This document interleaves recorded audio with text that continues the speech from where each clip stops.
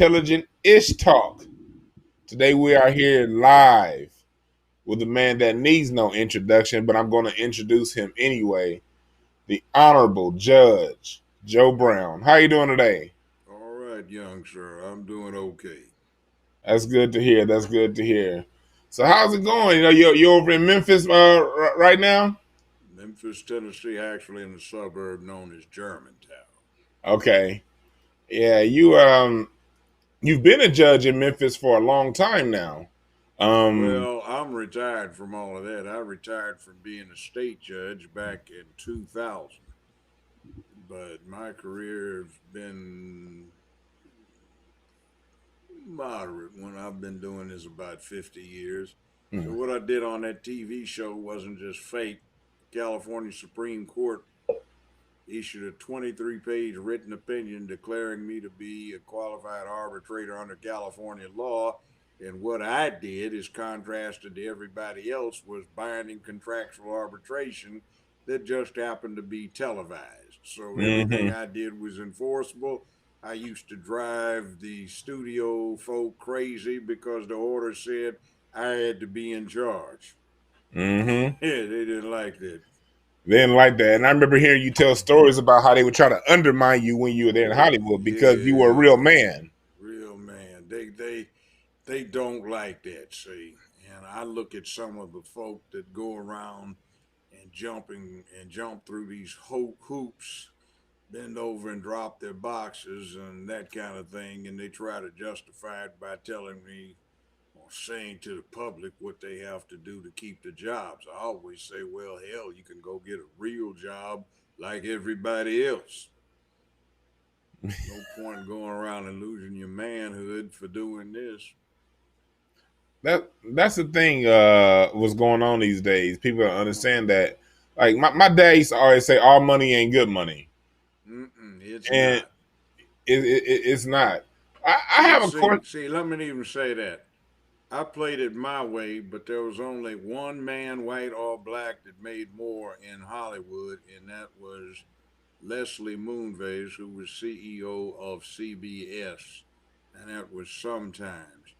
And see, to show you what it's about, people like the show, but Hollywood has not let you know that I was the most watched show outside of a major sports event in America. I was whipping Oprah, Phil, and Judy all the time. Oprah and Phil every week of the year, and the ratings the last 4, 5 years, and Judy a lot until they wanted their Jewish mother. So every time I'd start stomping on her heels or passing her, they'd change her rating schedule.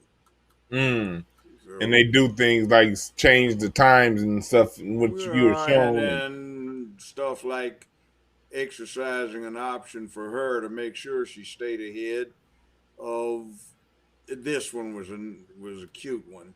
If somebody in the household tapes the show, then you get double ratings. I said, well, why don't you do that for me? Well, no, we like where you going. Well, like go to hell. You just don't like the idea that I'm a black man telling you to go fuck off when I feel like it. And you respond to Jewish mama over there telling you what you to do and nagging you, and you whine about it. So yeah, Yeah, see, they find ways to put their thumbs on the scale when it comes to us and them. yeah. And then we finally broke up on a contract negotiation. They wanted me to take an IOU for almost $30 million. And I'm going, Man, what? So they do this thing where they would cheat, and we'd catch them. So instead of paying out a big chunk, they would make the next contract more lucrative. But on this occasion, they'd stolen too much of it to be able to do it. So I sicked some lawyers on it. Funny thing, it was a good lawyer I had. And about 6 years ago, he mm-hmm. disappeared. I mean, Mm. literally disappeared. The law office was calling me, asking me if I had seen him. Family was asking me, have you seen him? And the law firm was returning checks uncashed that I had sent. So the Stuff lawyer that happens. was on the case just Gone. Yeah, but his firm couldn't find him, family couldn't find him, and he represented some interesting people. He'd done some stuff for me before, and I had a bunch of lawyers. You know, you have to do that. Hollywood cheats and lies, they're filthy. And what they don't have the balls to tell you is that you basically have to keep 150K on deposit somewhere so you can pay for the audit to catch them in the cheating. You have to do that almost every year. Wow. They're snakes. In Wow. fact, Black Panther movie that everybody seemed to have liked, that was using a formula they have to get money out of black folk because they know how we think. Yeah, they really do, it seems. Mm-hmm. What happened is they had this old show called You Want to Be a Millionaire. Some may remember it. Mm-hmm. They jacked everybody around, so the people on You Want to Be a Millionaire sued them for Disney and ABC for about $6.5 million. Well, the plaintiffs won all through the state system up to the state Supreme Court. ABC and Disney went to federal court, tied it up, got to the Ninth Circuit. The original plaintiffs won on the three-member panel. Disney and ABC got the whole nine-member panel, and guess what the verdict came out to be? They raised it from Mm. 6.5, 7 million to $670 million. And they appealed to the Supreme Court, and by then the interest had driven it up to 1.2 billion. So when they had Black Panther, they had not enough cash money, and the plaintiffs basically owned the total income for most of Disneyland, Disney World, and they were foreclosing on ABC properties all over the country. So they needed money badly. So they put out Black Panther to appeal to black people. Now that was a horrible movie. Most people like it. Mm-hmm. You want to tell me what? You want me to tell you what was wrong with it? I have an idea, but go ahead and tell them because I All have a right, few issues with that movie let's too. take But the final battle scene. that's my issue right there. Go ahead. Okay, it was the women of the tribe and the men of the tribe fighting. The women of the tribe committed treason against the tribe. They went to some outside brothers to come in, but did you notice? Now this is Africa. They're up someplace where snow's on the ground and all of the people are living in caves. Check out the entrance, cavemen. All right. When they have this virtual fighter pilot, they can't find one of their own people. They got to have a white boy out of the CIA pilot the damn thing. In the scenes where you were in the labs and in the science, you didn't see any black men except there was one scene where they had one in the distance pushing a cart. In the market, you saw no black men doing anything except pushing some carts. The only people you saw in government were the preacher stand-ins, that fool with the lip disc and the lime green and orange sports suit, coat and slacks, looking like a fool. The mama ran the place. The aunt was the prime minister. The so-called king running around in tights playing vigilante to some crazy white folk. Well, his so-called bodyguards walked in with him, and he's looking like a pimp with two hoes. And they ran him because they nagged him, told him what to do, and kept him in line.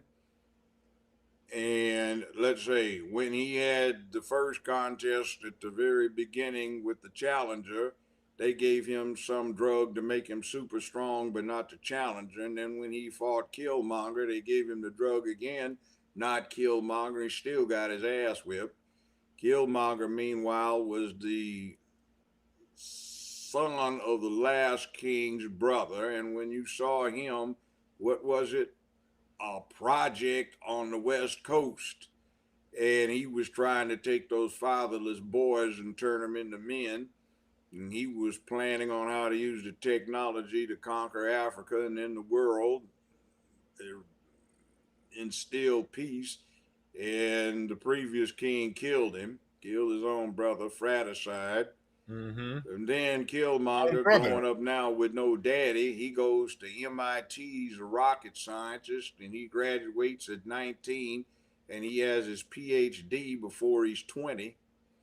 Oh yeah, PhD before he's 20, so he's Dr. Killmonger. Then he joins the SEALs after enlisted in the Navy, and he's so badass they call him Killmonger. He set up revolution, got the practice down, the methodology down, and they make him the villain. And they have the sayings of Malcolm X, Marcus Garvey, W.E.B. Du Bois, Frederick Douglass, Huey P. Newton, H. Rap Brown, Stokely Carmichael. Those sayings come out of Killmonger's mouth. In the original comic book, the character of Killmonger was actually the Black Panther, and he got involved in the first place because some fool named Killmonger in New York was trafficking in women out of his country in Africa and selling heroin. So he got involved. He had a bigger cause, but they switched roles. So they had the hero is the villain. Mm-hmm. And they had all these young black kids identifying the righteous stuff with villainy. So I mean, it was really sorry thing. And then take the other point, the person that just recently died that played Black Panther. They also had is the actor playing Thurgood Marshall, and he looks nothing like Thurgood Marshall.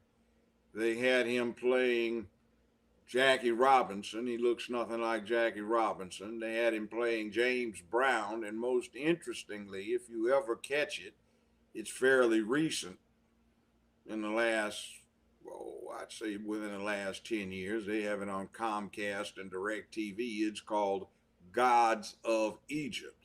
Mm-hmm. There is this Egyptian god of wisdom who is a flaming faggot, and guess who plays that? I haven't seen the same person. Same person. So, in other words, it's playing on this thing they promote where the kids don't identify with the name of the character other than it's a superhero character, and they just take the actor and visualize that in the mind. So, this actor is fluid from fag to, superhero and all in between. And I don't mind using that because the major media sources won't stop use of the N word that did not come from black men, but from somebody's great, great, great, great, great grandmammy who started off being mammy at 10 or 11 back in the 1970s, and she's still breathing air and got 6 generations because she decided to make herself into a brood cow or something like that, working off more babies you got, the bigger your check. And I remember them when I ran the public defender's office in Memphis. I was the boss. I had all these white employees who were scared to go out and interview black clients and witnesses, and I did. And I'd go into the projects, and I'm sitting down at the table in the kitchen and trying to talk to them, waving clouds of smoke out of the way. Uh, Tobacco or reefer, and when it was the latter, I said, I ain't getting in contact. I might get tested. We got to go outside, and it would Yeah. be some little collection of 14 through 19-year-old girls. Maybe the 19-year-old was my client. She's got 4 or 5 kids, and the 13, 14-year-old girls got 1 or 2 or 3. And there are a bunch of little filthy kids that stink like hell. They got shit stains on their ass. They haven't been changed. They need diaper changes, got diaper rash, nasty snot all crusted all over their faces, food all over them. Haven't had a bath in 2 weeks. And they're saying, little black ass nigga, bring me my cigarette, little motherfucker. You're just like that no good fucked up daddy of yours. Yeah, girl, I hear you. All these niggas ain't nothing but dogs, honey. Hey, little nigga, bring me a beer out the ice box. I said, why you talk to your kids like that? And see what happens by 1985. Those kids are now older teenagers, and they maybe have 2 or 3 or 4 kids they fathered. And then by the 1995s, they're hitting 30, and then by 2005 they're in their 30s, and see 2015 they're going on 40 something, and great great great grandmama is still some witch brood dog running around breathing air, and she hadn't even hit 75 yet, 70 yet, 60 yet. And then what you do, like one young man said, when his mama said, "Why you using that bitch word all the time?" Said, "Well, all these damn dogs you be fucking along with your friend girls and get knocked up by, judge, that's either bestiality or you a female dog, which makes you a bitch." Mm-hmm. So, I mean, see, it's a whole bunch of poison we lost because we did not have enough man in our neighborhood. Now, the truth be told, see, everything's a two-edged sword. Late 1960s, most of these major colleges and universities that were in progressive states, there was no tuition. They were essentially free. Yeah. So all you needed was the financial wherewithal to have some place to stay, feed yourself, and get back and forth to the university or college. So I can remember a friend of mine who just passed yesterday, my good brother and colleague and best friend, Cliff Stewart of Los Angeles. We were in Nickerson Gardens recruiting. You know where, do they still have Nickerson Gardens? Yeah, they still have Nickerson Gardens. They knocked down part of the Jordan Downs and made it upscale, but they still have Nickerson Gardens. And yeah, we went in Jordan Downs too, but in Nickerson Gardens, this has been 50 some years ago. We went in there, and one time we were recruiting, and I can remember this 3 incidents that kind of reflected. One was a brother, and he basically said, "Brother, y'all serious about this college thing? What do I have to do?" "Well, there's some sisters over there in the rec room will help you fill out the paperwork, all right?" "Sister, you interested, brother? I got to get the hell out of here. What can I do?" "Paperwork over in the rec room, all right?" And then another one that typifies a minority, but it was a significant minority because it was a brood animal, and it was pumping out babies that just turned into more, whatever they turned into. This heifer walks off, ugly looking, skinny ass up in there, and starts talking about, "Look, motherfuckers, I don't want to be here. My social worker say if I don't want my check turned off, I got to go talk to you motherfuckers." I said, "Well, bitch, sit your ass down." She said, "You talk to me like that?" I said, "You come at us like that. Fuck you. We don't want you in here anyway with your ignorance." She said, "Well, I ain't here. I ain't gonna work for no motherfucker. I ain't gonna go to school for no motherfucker. All I got to do is flat back gap, get a dick put in, and get knocked up and get a bigger check. Fuck all of you. Now sign my paperwork." I said, "Fuck you. No."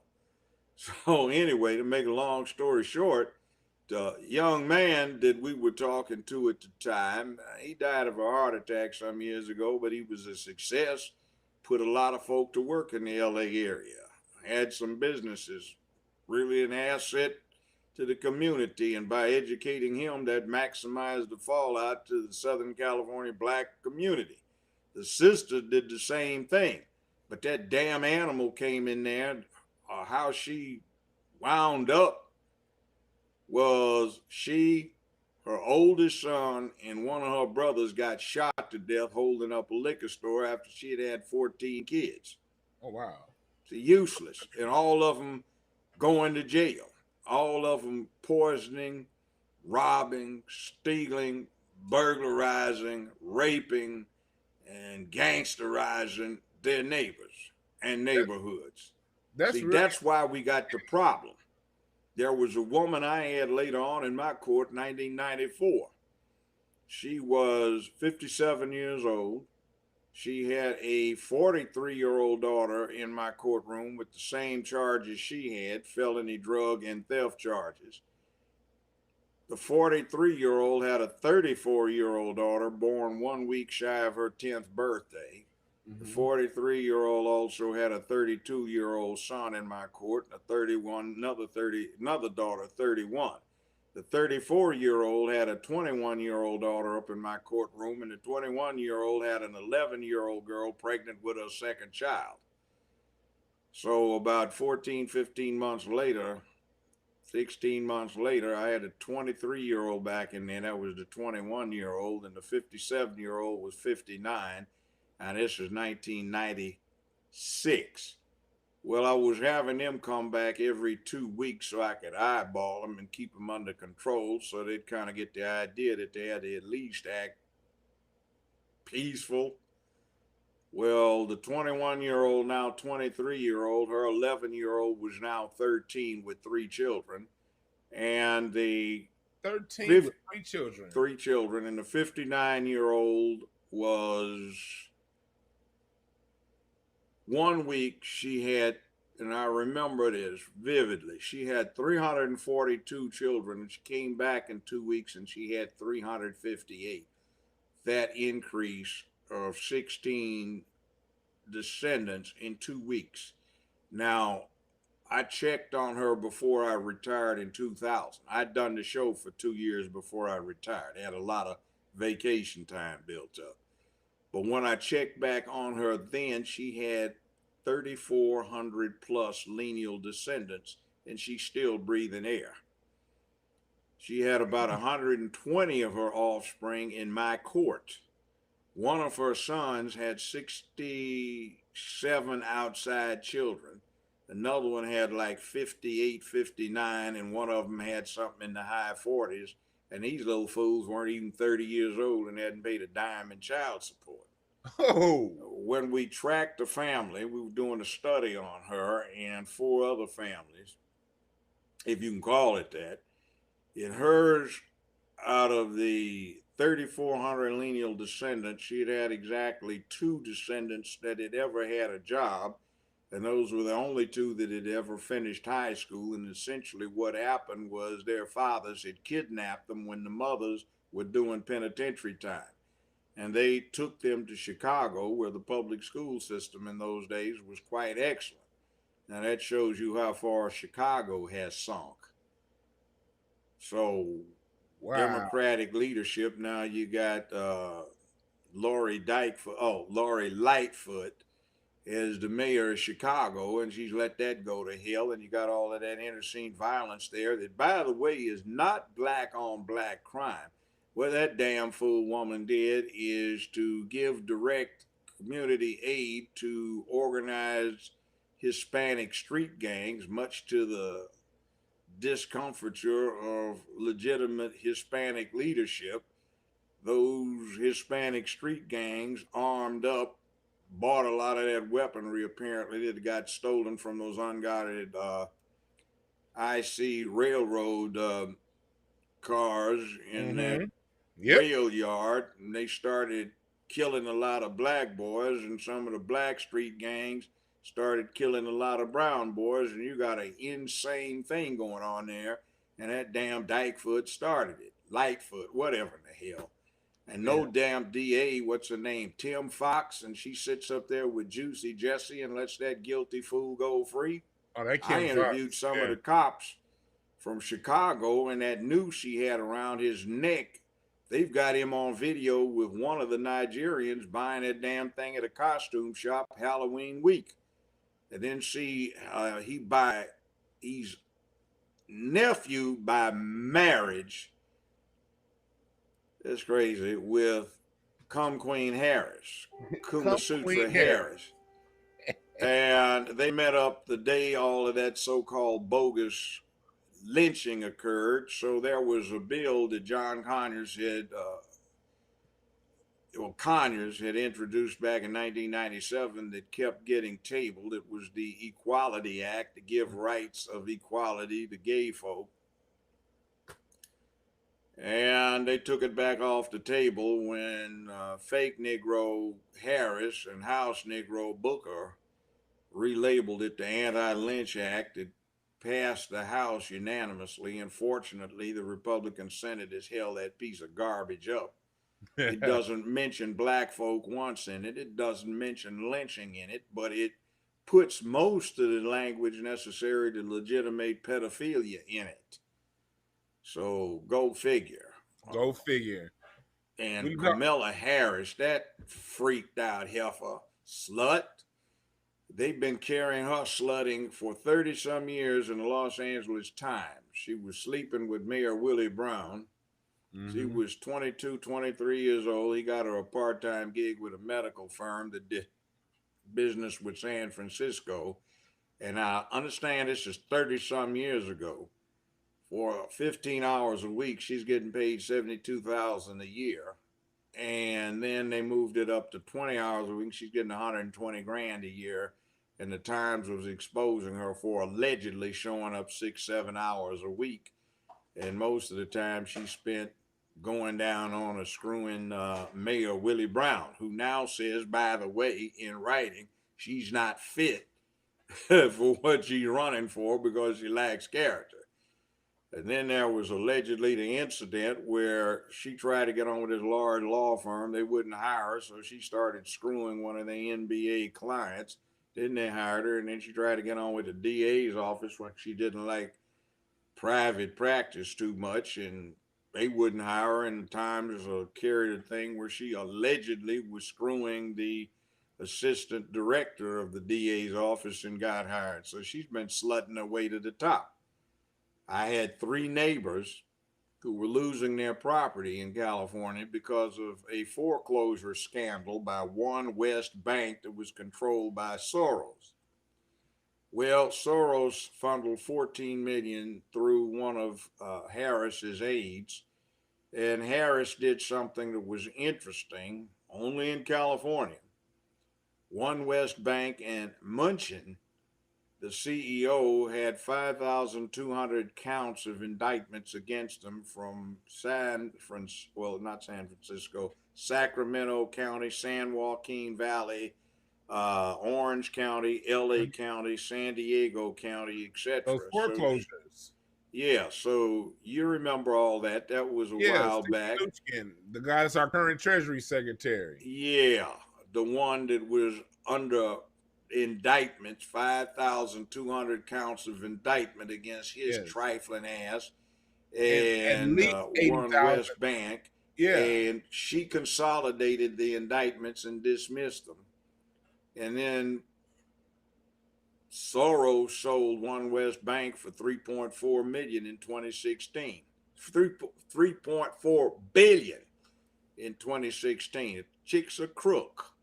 She ought to be up under a jail. They found that she was one of the more crooked prosecutors in America some years back. And then the Justice Department did a thing where up in the Bay Area, when she was the DA up there, she gave as recommendation some of the stiffest for simple possession of weed in the United States. But that was only to black defendants.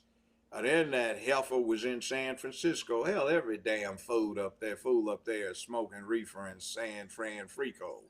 Do you still call That's a that good the point. asylum? They used to say you lose your mind in LA and go to the asylum up in the Bay Area, and if you're really bad, they used to send you to Camarillo. But that asshole Ronald Reagan closed that down back in the 80s or The Hotel 70s rather. California. Uh, we used to call it, man, they gonna send your ass to Camarillo, man. That's on the way to Ventura from LA. It's now Channel Islands University. Yeah, I know about that one.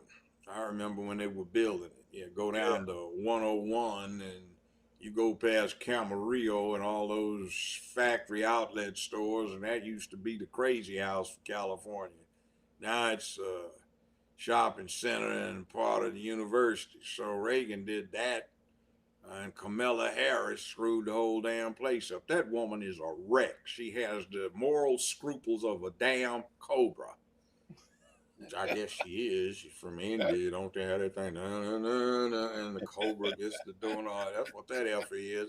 Hypnotizing all these dumbasses about, Judge, oh, I'm don't black. I'm an disrespect cobras like AKA. that. Don't I'm an disrespect cobras like that. AKA. I'm black. I went to Howard because I lied and came in from Canada and got a birth certificate that is still floating around where it says race of mother Caucasian, race of father it says Jamaican, but nationality is blank, and Jamaican don't make you black.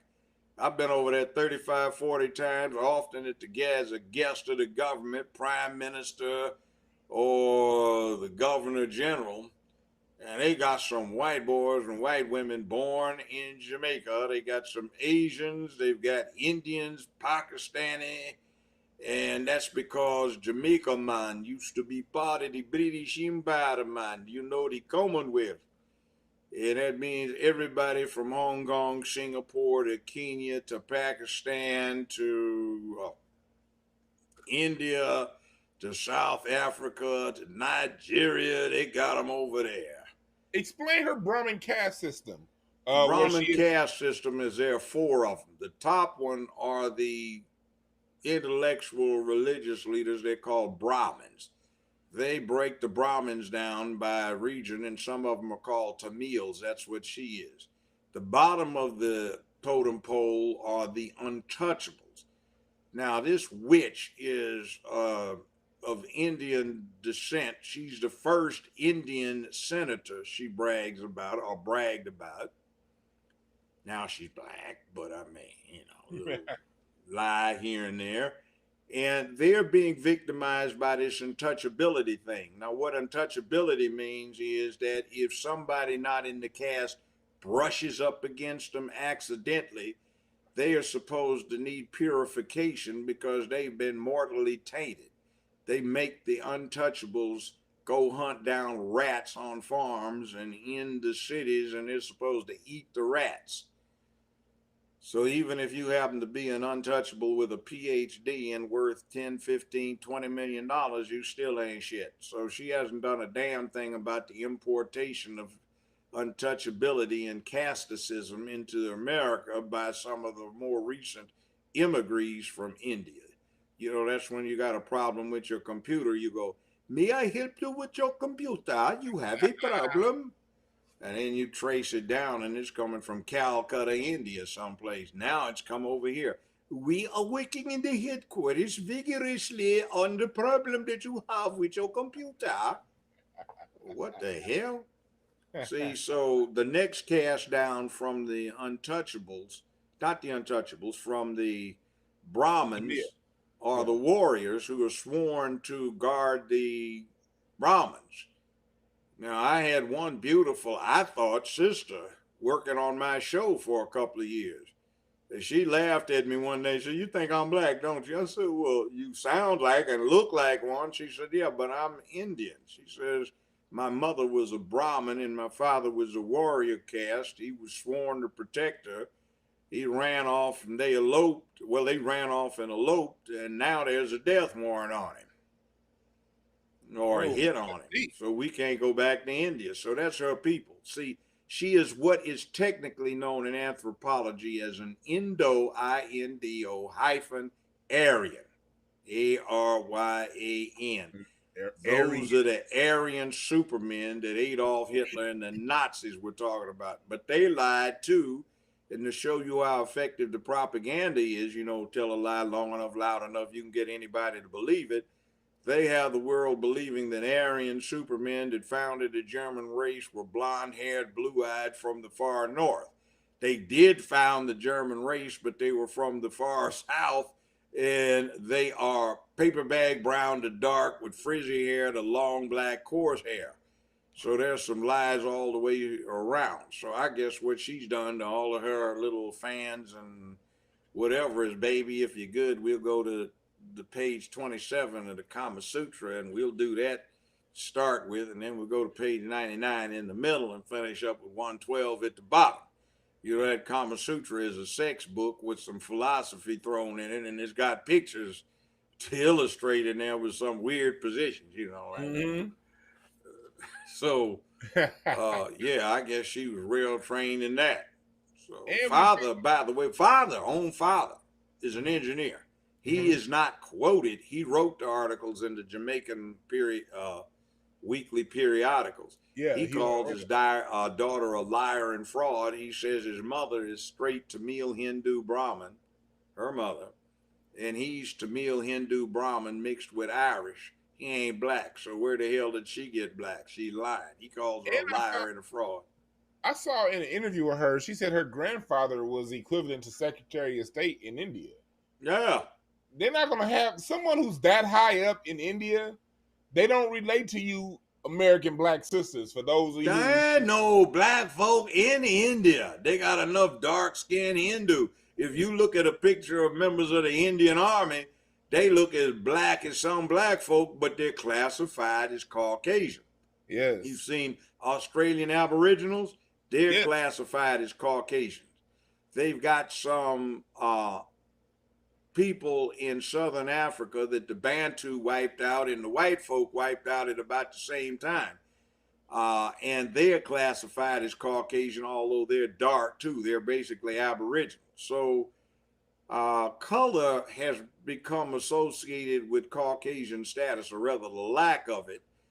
But a lot of Caucasians are fairly dark or brown, but we just don't hear it. Most American black folk are so goddamn ignorant about so goddamn much. They never read. They're looking at basketball, football, baseball, the housewives, the Kardashians and other sluts, and Cardi B, and watching Lizzo, whatever her fat ass name is, twerk it with a bare ass out at a Lakers game, or watching Pose or Empire. They don't know shit.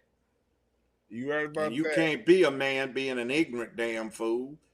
Men all over the world throughout all of history have required basic knowledge, and the ones that lead acquire more. And what we've got is a bunch of bend over, drop their boxes to their ankles and get it up the butt with only spit, maybe. Mm-hmm. Or they're down puckered up like Don Lemon licking Lemon and his white boyfriend. Or, they've got that CNN weak tea flavored by a well squeezed lemon with a whole lot of sugar because Anderson Cooper dipped his sweet ass in it. Hey, Judge, I want to know your opinion because Ice Cube has been coming out with his plan for Black America, and you've seen the pushback, especially from Don Lemonade and people like Oh, that. lemonade asshole needs to go suck on another lemon, or maybe get a sugar cube from Anderson Cooper. They probably doing it anyway. Yeah, they look like they flip each other. Yeah, they do. They Ever look like seen Anderson Cooper when he hosts up that thing for the housewife reunion thing periodically? My ex-wife used to record it, and she'd always play it when I'm trying to work on the computer and the monitor would be there. So what the hell is that shit? And he'd be flipping, boy. He'd be flaming with a wide collar shirt and all them little tight pants, hugged up around his ankles and everything. Isn't Anderson Cooper a Vanderbilt? Yeah. Rich little sweet boy. What do you Little think spoiled about brat. What do I think about it? Let me give you an example. Trayvon Martin, Zimmerman. I talked to Trayvon's mother. I interviewed her 3 times, and then one day I was chance to sit right next to her on a church pew at a rally they were having in Memphis, and she said, "Judge, may I ask you a question, please?" I said, "Well, go right ahead." She said, "Anderson Cooper asked me to not reveal something, but I don't know why he did it." I said, "Well, ma'am, what it is?" I thought it was going to be something bad. She said, "Well, she told me not to let anybody know that when Trayvon was killed, his grandfather was a lieutenant detective on the Miami Police Department. And that was his ambition to be like his grandfather, to be a police detective." So was his father. I said, well, she said, "Why did they do that?" I said, "Well, the bottom line is they wanted to keep it so it's is this a thug with a hoodie on versus some Jewish guy trying to keep his neighborhood together and not revealing that the Jewish guy was in fact not Puerto Rican, Cubano, and had a Jewish last name because so many rich Jewish folk went down to Havana back when and got some nookie, knocked up some of the local Cubanos, and they just put the Jew guy's last name on the kids. So it is Zimmerman, George Zimmerman, when actually he's Cubano. Okay, yeah, he's Cubano. He's OG. He's 28 years old. Long history of violence. And by the way, the Miami Police Department were telling me that's why they have so many problems. Is OG Cubanos from the first generation of immigrants over there had it in them to try and kill young blacks as an initiation process, trying to be OGs and vice versa. Like what they do here in LA sometimes. Okay. Yeah, I know. Ain't it a shame? It's a shame. And but you see, there are places where that doesn't happen, like Harlem. Remember that old record? There is a rose in Spanish Harlem. Mm-hmm. And in World War One, the largest division in the U.S. Army was the Harlem Division, which was composed of blacks and Puerto Ricans. They served under the French, who treated them decently. You go to Puerto Rico, and they've got a whole different thing there. I have a beautiful friend, Aida Rodriguez, tall, Oh yeah, fine-looking sister. she's done this show before. That she's like she's a big sister to me in this in what I do. Yeah, well, we know each other pretty well, and her relatives range from looking like her to darker to all the way blonde haired, blue eyed type, all in the same family, same mom and dad. And the thing about Hispanics, Latinos, is it's not really a race, it's an ethnicity. Now, you in LA, you know, Yeah. hey, hombre, hey, man, what you looking at, Holmes? Hey, man, hey, man, no habla español muy bien, que comprende mucho, vato, man. You know, and they leave you alone because you all right. You habla español. Yeah. Same thing with Puerto Rico, Costa Rica, and some other places too. You see all them fine gals over there. A lot of them, you know, they look just like sisters, but they habla español, just like Aida. Yeah. But you know, she even has a joke. She says, you know, my age, I got to ask about retirement benefits, medical insurance, and everything else. And my name is Aida Rodriguez, but it would be okay being Aida Lebovitz, you know. Tell that joke. She's funny girl. That's a super name. fun. Matter of fact, I just got through doing a text exchange with her today. Okay. We had a mutual friend, my good brother and best friend, Grandmaster Clifford Stewart, Dr. Stewart of LA. He had 14 black belts in karate, 10th Dan and 9 of them, Kung Fu Grandmaster, black belt in judo and jiu-jitsu. He had his own thing with the acronym WAR, within arm's reach. He taught the military units. He was a Pendecker, which is something that you have to have bestowed upon you by the Indonesian government. I was there when they did. At the time, I think there were only 3 Pendeckers in the whole world, and he was the only one at the time under 90. Now, this brother is a real live James Bond. Most people don't know about this, but the brother had a degree from UCLA in television and motion picture production. Okay. And he graduated summa cum laude. He also had a degree he got at the same time from Cal State in geology and petroleum production. He graduated magna cum laude, and this brother got 2 4-year degrees at the same time. Mm-hmm. He's got a master's degree, he's a PhD. He had been a professor at the University of Maryland. Mm-hmm. And he was a licensed chiropractor in the state of California, specializing in acupuncture. And that was one bad man. Black Belt Magazine said he was probably the most dangerous human in North America for year after year. He was Muhammad Ali's bodyguard for years.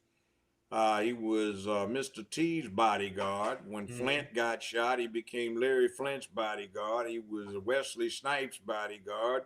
And one of his clients should be the next High King of Saudi Arabia. And you remember that mess, 911, where all of the folk were talking about why did they let that Saudi guy with his old entourage get out of America instead of keeping him? Yeah.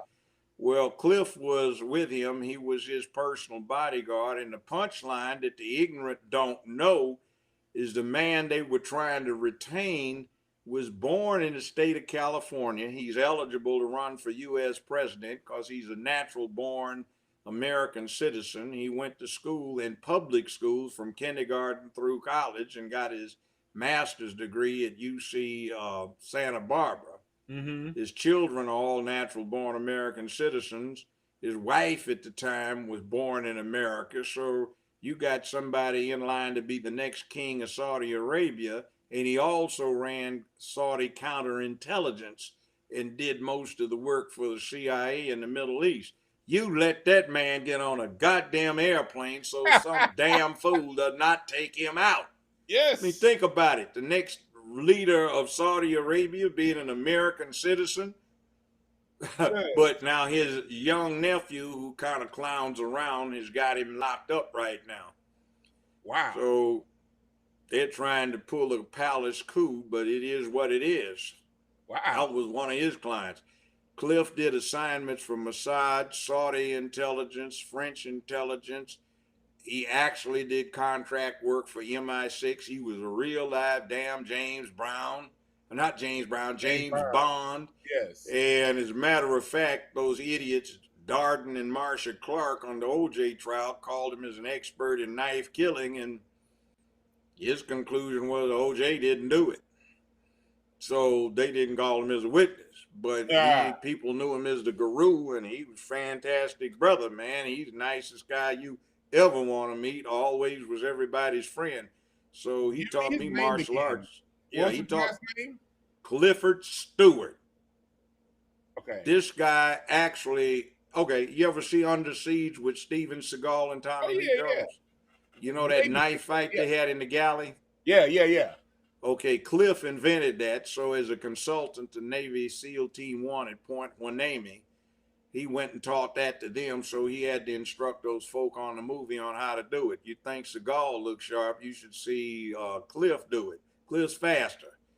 He had modified it. So he had 5 of his former students were on that raid when they got bin Laden. So it is what it is. So Cliff, man, we used to call him Superman. That man had the fastest reflexes I've ever seen in my life. And he was a big man. Mm-hmm. When we first met up, got to know each other, man, Cliff could bench 450 pounds and he wasn't even 20 years old. I mean, we were out in South Central, man. One time they had, I think, the 2nd or 3rd Watch Festival. We went out there, it was me and another guy and Cliff, and some fools wanted to jump us. We had to do some fighting, man. Somebody had a tire iron, went to hit Cliff. Cliff grabbed that and bent the damn thing. It's funny as hell, man. The dude, and he threw it at the dude's feet.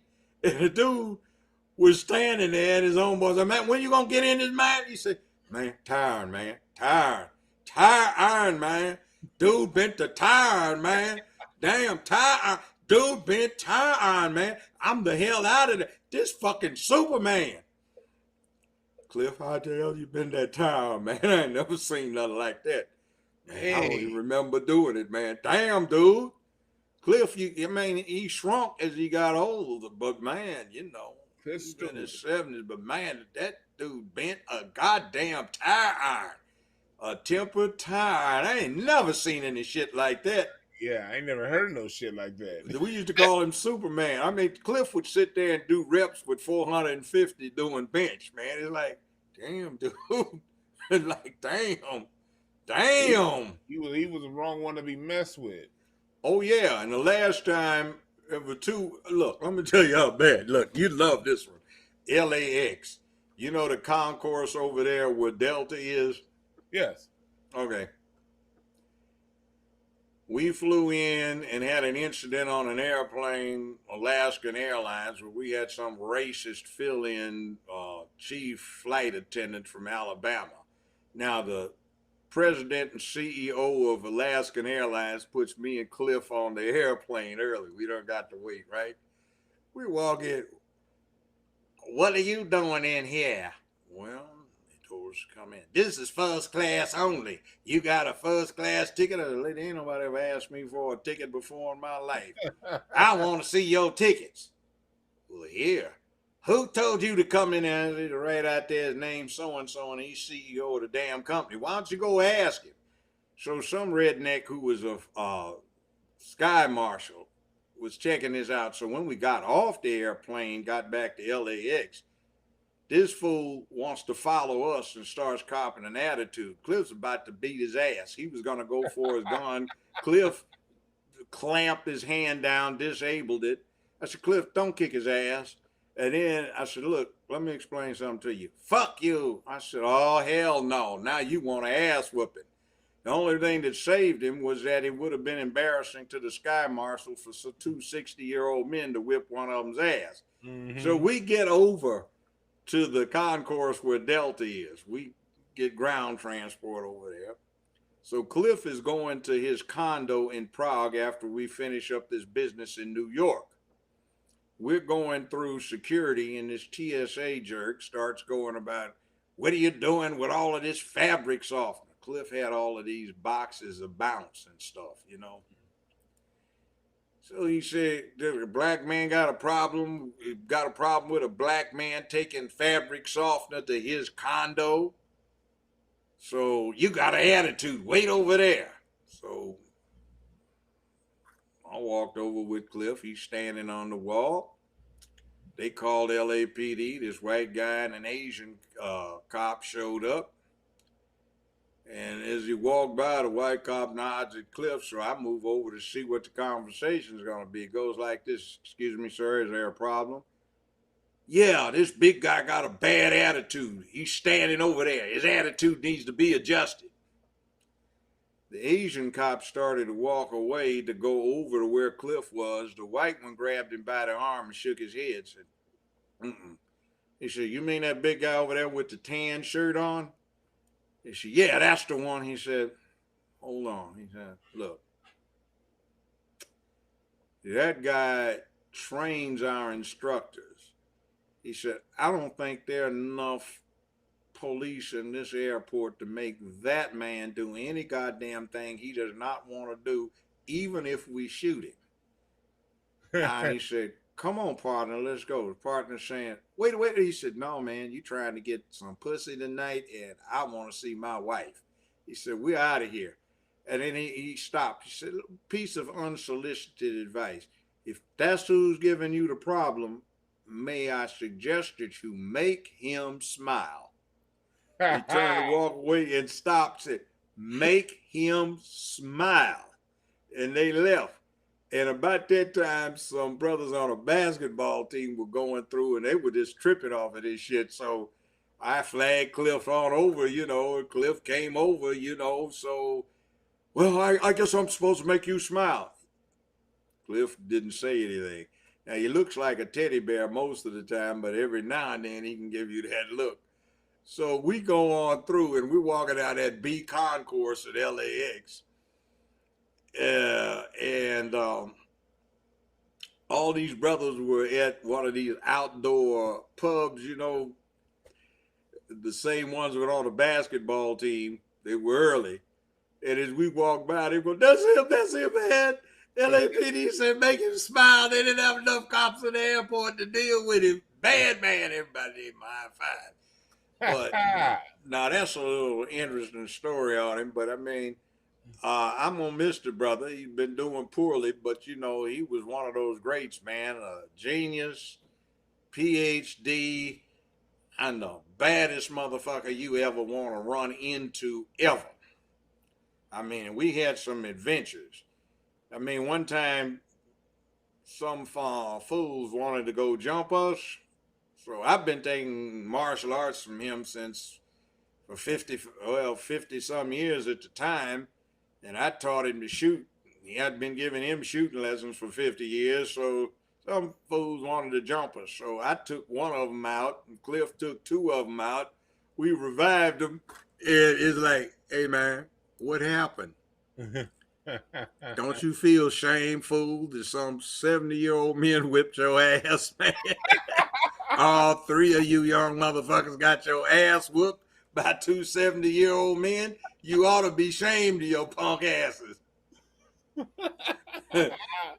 You know, see, it's like, yeah, man, you all look like you got some, you weighted down with some cheddar, man. Say, yeah, we are. You got some change? Yeah, ain't spare either. Got plenty of cash, plenty of plastic. Feels good. Like the weight in the pocket. Yeah, well, man, you gonna share. No, we don't choose to share. Well, man, you ain't going nowhere.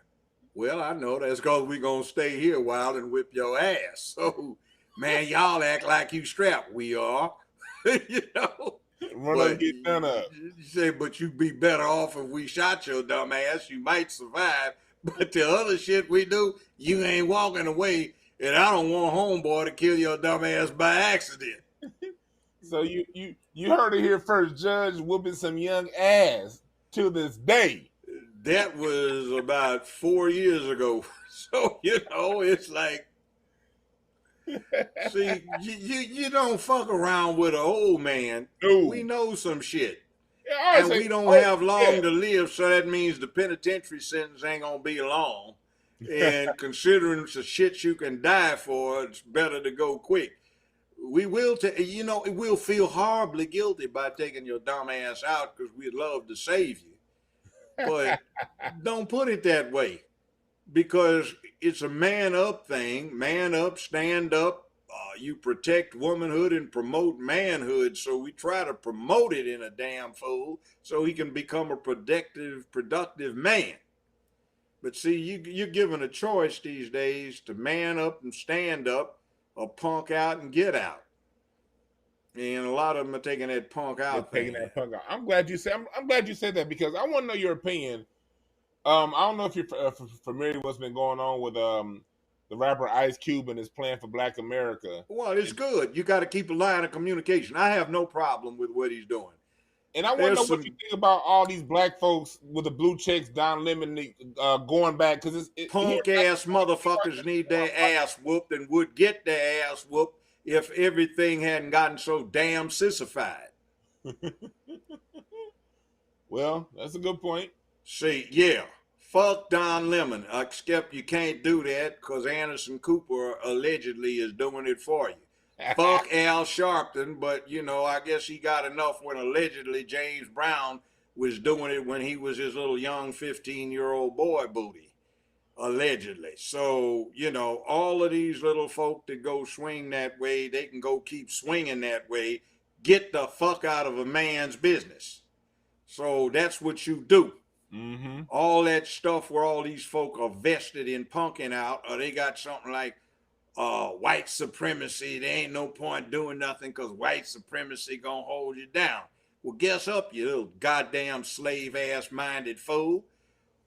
We've always had adversity. Remember, we took on lions and leopards and crocodiles and elephants, mammoths, mastodons, bear, grizzly bear, polar bear, all kinds of nasty shit, size extra large, with extra large teeth and XL appetites, who wanted to eat you and yours for breakfast, lunch, and dinner, and have a little baby for a midnight snack. Yeah, we fought all that off. Cold and drought and ice and snow and thunder and dust storms, every damn thing, oceans and all of that we took care of and dealt with. So your punk ass is worrying about what some other men are gonna do to you so you can fake out, and you're not prepared. You don't know shit. You don't have any skills. You don't know how to pop caps. You all into bling instead of bang. Your dumb ass can't do any martial arts. You don't know the man thing. You got your mama taking care of you. You're hustling women. Shut the fuck up. You know? Amen to that. So that's what we need to do with some of these punks. And then going around and having a street walking hoe, Cardi B, start being the spokesperson for black folk. That is a disgrace. Yeah, that's and then got fat ass lizard Lizzo at a Lakers game with children watching with that black thigh length t-shirt with a hole cut out so her fat ass in a yellow thong is showing, and her twerking up there in front of all these people looking like some kind of heathen. And we have to have decency. Being black is not being low class, not being ill-mannered, not being obscene, not being fucking pornographic. It ain't Kim Kardashian fucking on an amateur screen thing to get rich so all the family lives off of that $4.95 a pop on Comcast Satellite, DirecTV, Dish TV, and at the motels and hotels of America where you can get it for $4.95 a pop, been selling for 20 years. That's how the damn family makes the money. Oh. Now, let's be real. And too many young sisters in high school, when I go to speak to high schools, have asked me how they can become a Kim Kardashian and how do they get a good porn video done so they can be rich too. It's glorification of dysfunction. Of We can dysfunction. dysfunction. And that's what I'm tired. I'm Judge. I'm so tired of black and dysfunction being synonymous. We know them folks are gonna paint that on us, but we don't have to accept every bullshit thing that they push on us. No, and Ice Cube is exactly right. You know, if you can get a slut like Kim Kardashian talking to the president about prison reform, hell, he can too. But nobody's going to ask somebody like me who actually is an expert on the damn subject. No, they wouldn't approach me. See, because everybody is still caught up in this loop and they don't get it. Like, for example, I'm wondering why the Trump administration doesn't start slandering, not slandering, but slapping it on that bullshit bench warming Biden, bribed Biden, bungling fool that he was a Dixiecrat. See, in my day, I could vote when that fool started getting active.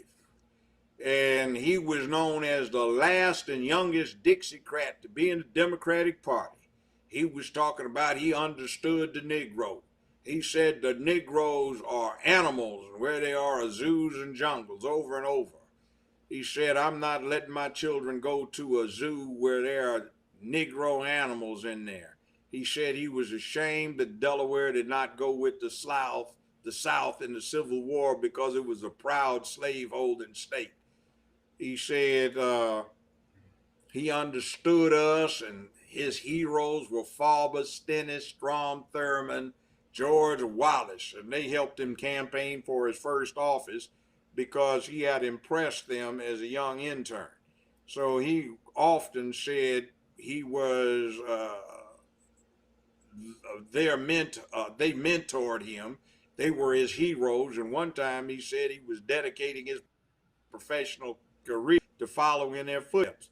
When Strom Thurmond with his racist dog ass died, he gave eulogy, and when Byrd died, who had been a former Grand Wizard for the Klan, guess who, this is 21st century, guess who delivered the eulogy? Is that rat-ass asshole Biden.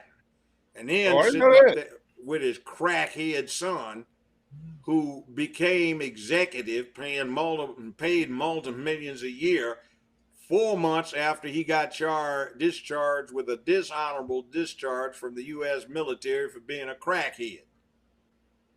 And then January 2019, I was listening to C-SPAN, and that jackass Biden joked about, I guess he was guilty of extortion for threatening to cut off $12 billion in loan guarantees to the Ukraine if they didn't call their prosecutor off his son's ass. See, by the way, that is a high crime, and it was in office, and it's still subject to indictment. All that shit that came out, Trump, when he wins, ought to sick the Justice Department on it and prosecute his bastard ass. Yeah. He's a low-down racist, and everybody talks about 94, the crime bill, but you need to talk about 7980 when he pushed a Reform Act through on federal sentencing, so 10 Rocks got sentenced as a kilo of pure cocaine. So they abolished federal probation and parole, and you get sentenced in on a federal case, you serve damn near all of it. You don't get out early. So, yeah, that. And also all of that crap about trying to reimpose segregation. Now, I know we have some idiots talking about, brother, if desegregation was the worst thing for us. Oh, hell no. I had to go through it. Nigga, you better not take your black ass or your yellow ass over there by that water fountain. Nigga, where you going? You better not even think about going in that bathroom. What you doing out here, boy? It's almost, it's 5:10, 5:30, gonna be dark. You better not have your ass out here then. See, that's segregation. Mm-hmm. And where's the last time I really ran into it? Me and two other guys were running an errand. Well, not yeah, we were on the job at UCLA. We were at Anaheim. We were about a mile from Disneyland. Mm-hmm. We're trying to find this place. So this cop pulled us over. He said, "Gentlemen, may I help you?" So what we told him what's going on. He said, "Yeah, a lot of people have problems finding that. I saw the state car, so I figured that's what you were looking for. You got to go down 2 streets over. It's in an alley." Okay. He said, "But gentlemen, it's 4:45. Gets dark here at 5:30. Now, if you're here after 5:30, it's not going to be sir. It's going to be nigger. You understand? So hurry up. This is Disneyland, goddamn. You know, Orange County ain't no joke. It's no still like that. damn joke at all. Still like that. People Still like don't that. get it. So, we were all 5 years ago. Oh, everything's all right, Judge. Why are you all upset about racism and stuff? It doesn't exist. Yes, it does. And then see, Mr. Trump got in, and in the 60s, what we used to say is don't vote for the lesser of two evils. Vote for that which heightens the contradiction so you can see what the hell you're really dealing with. Now, interestingly, in this one, Trump is two things. He's the lesser of two evils, and he also heightens the contradiction. All those slave ass niggas want to get back on a damn plantation that says Demogatic plantation.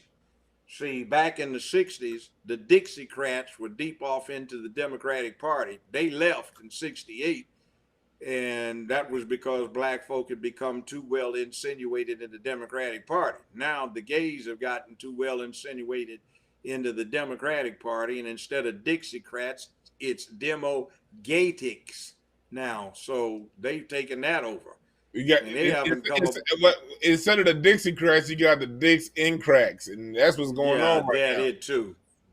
Demogatics. Now they've got this COVID-19 stimulus bill held up by Pelosi because she wants to put all these LGBTQ riders on top of it.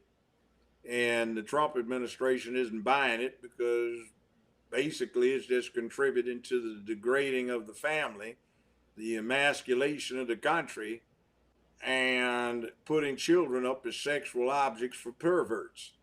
So she just came out with something today saying she's giving them till Tuesday. Otherwise, nothing will happen until after the election. So she's trying to hold the American people in a hostage status to give the LGBTQ folk more. Now, it looks just like Nazism. See, Nazi stands for the National Socialist Association of Germany. Socialist Association. It had a high gay component. And they started putting in that thing about telling the big lies, suppressing what could be put out in publication, controlling what they thought could be released because in their opinion it was legitimate. That sounds like Twitter, Facebook, and Instagram now. So I want Mm-hmm. Trump back in there so in the second term he could sick FCC on the bastards, put them in their place because those social media forums have become the forums of America, and that's how people voice their opinion. They can call us all kinds of nasty black names, but you say anything about fag, queer, anything like that, and they want to ban you. They had a thing That's the on there truth. about you. They sent one out a few months ago that anybody will be banned for life for dead naming somebody. What's that? Oh, what that means is you call Bruce Jenner Bruce instead of Caitlyn. The irony of it is 2 weeks after they released that, weird ass fool Jenner came out with a statement saying he was tired of being Caitlyn. He wanted to be Bruce again. Hey, Brucey. Speaking of gay, I want you to talk to the people about Mr. Barry Soetoro, who he really is. They used to call him Bathhouse Barry.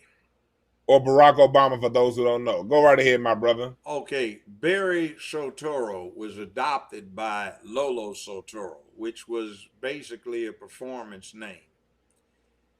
Lolo Soetoro had a warrant out against him in the 60s from The Hague charging him with mass murder. Allegedly, he was responsible for killing between 500,000 and 750,000 people in Indonesia. To give you an idea of the size of Indonesia, right now it's got a population of 240 million, which is larger than the U.S. population was when we had that little nasty dust up in Vietnam. At the time he was doing this, Indonesia had a bigger population than Nazi Germany did before World War II. So he was literally the Heinrich Himmler in charge of the Gestapo death squads for Indonesia. He was doing a lot of contract work for the CIA, handling stuff in China, Cambodia, Laos, Thailand, and in North and South Vietnam, and in North and South Korea. George Herbert Walker Bush was soon to be appointed head of the CIA in 1974 under Jerry Ford. And before that, George Herbert Walker Bush, through Zapata Oil and Zapata Offshore Oil Inc., was doing business with Lolo Soetoro. Lolo Soetoro had been an international executive vice president for Standard Oil, in addition to being a Heinrich Himmler. And Standard Oil is now Exxon, to give you perspective. Indonesia may sit atop the world's largest oil reserves, and as Standard Oil couldn't get in there, so they decided to back one of their executives who had to end. So he wound up bringing all of Indonesia's oil industry under his control, and when he died in the early 80s, he was one of the 10 to 15 wealthiest men on earth, and he left everything to an Indonesian trust fund with 3 equal beneficiaries: his 2 children by Obama's mother and his adopted son, Obama, aka Barry Soetoro. So when Barry Soetoro, according to Business Insider, took his first draw from the trust fund in 2018, his net income after taxes and expenses was $570 million on a drawdown of $1.25 billion. So that's why his taxes. That's why he made so much money. Yeah, see, they can't touch it because it's in Indonesia. He pardoned 23 executives for BP that were indicted behind that Gulf oil thing. And guess what? His trust fund is a major investor in BP. His last nominee to the U.S. Supreme Court, whom he nominated just weeks before his term was up, if you want to have a quid pro quo thing, talking about what Trump's doing, was an archetypical lifetime conservative Republican who had some disgraceful opinions on the Second Circuit. And his firm, or firm he had been with, represented Goldman Sachs. The 2 women that he nominated and got appointed to the Supreme Court instead of some black person. Goldman Sachs. Yeah, Goldman Sachs. We talked about that on the last broadcast. So I'll go back and listen. We talked about that. So then you have his Treasury Secretary, Geithner, who, by the way, got indicted for massive tax evasion, $28 million worth. He got a $42,000 fine, 6 months suspended, and put on probation. Poor Wesley Snipes got found guilty of 3 counts of failure to file a complete set of returns. He got 3 years. Now, a lot of that was due to the incompetency of his lawyer. I watched. I even testified at the sentencing hearing, and frankly, I was embarrassed because his legal crew was so... I've seen few performances that poor in my life. Oh, wow. Like that bad? That bad. I mean, people were looking at me in the courtroom and said, "Judge, is it really that bad?" I said, "It's worse." Damn. I mean, the judge was saying, "Sir, the court is impressed by your client's history, and we've got these outstanding letters, 27 of them, bespeaking of how much he's done for the country. And the court is set to motion for new trial after the sentencing, which is unusual, just to give you the opportunity to put on proof." Now, that's on page 11 of your brief about halfway down, but when you put on some of these character witnesses, oh, name is Meacham out of Atlanta. I'll embarrass the fool. He said, Mr. Meacham, we've been here since 9 o'clock. It is 11:30 and we haven't had a character witness, and this is out of line. The coach read your brief, and this is to be done in 3 weeks. Will you please call the character witness? 12:15. Mr. Meacham, Lord, what are you doing? Call the character witness. And then 12:30. Look, Mr. Meacham, the coach's going to take a 45-minute lunch instead of an hour. When you come back, the court would strongly suggest that you call your first character witness. You brought this little 32-year-old white girl in to argue some more stuff that was totally irrelevant to the point of showing that his client didn't mean it, would never do it again, and in the best interest of the people in country, he should not be sentenced to jail. Did he do that? No, he put this little fool on. So after she'd been going on for 45 minutes, the court said, excuse me, young lady, the coach swore you in, and you're trying to impugn the court and give inference that it is unfamiliar with the sentencing guidelines that it has been applying for 4 more years than you've been alive on this earth. What is your problem? Put on a character witness. So Meacham got up and got to rambling on, totally irrelevant to the situation. The judge just said, stop. I'm not going to let you do this to your client. Said, we're going to take a 10-minute recess. Judge Brown, you the first witness. Dr. Stewart, you the second one. Mr. Muhammad, you the third one. And Colonel so-and-so, you're going to be the fourth witness. So we went on like that. And he called me up. I was on there for 15 minutes. Court applauded. He said, no applause. And he said, now the coach heard some witnesses. Mr. Meacham, would you like to argue why the coach should not put your client in jail? Well, Your Honor, we feel it's more important. Mr. Meacham, what the hell does that have to do with anything? And he went on, and the judge is saying, Mr. Meacham, you're leaving the court no choice. And then the government jumped up. Your Honor, we moved that Mr. Snipes' bond be revoked for appeal. Denied. As a matter of fact, the court's going to order Mr. Snipes' passport returned to him. Mr. Snipes, the court is advised of all of the good work you're doing on behalf of the country. You may leave the country, just keep in touch with your lawyer. Mm-hmm. And when you need to come back, come back. Now, government, sit down. We've got evidence that's been put in the record by IRS, and Mr. Meacham, you didn't have sense to call that your client overpaid his taxes by $250,000, and they got a check for him for that amount right now. He overpaid. Wesley Snipes overpaid and still ended up going to jail. 3 years. Of course, it's kind of funny. The prison he went to, his brother, check this out. The prison they sent him to, his brother had been the warden. Damn. So they had him conducting classes, and character building. See, one of the things that this damn fool Meacham was missing out on is Wesley Snipes had done a lot of work for the country when he was traveling around. I won't specify what, but he had a condo ground zero in the Twin Towers, and he was supposed to be there on 911 with his family. But he and Cliff got caught up in a late flight leaving Europe, and they missed it.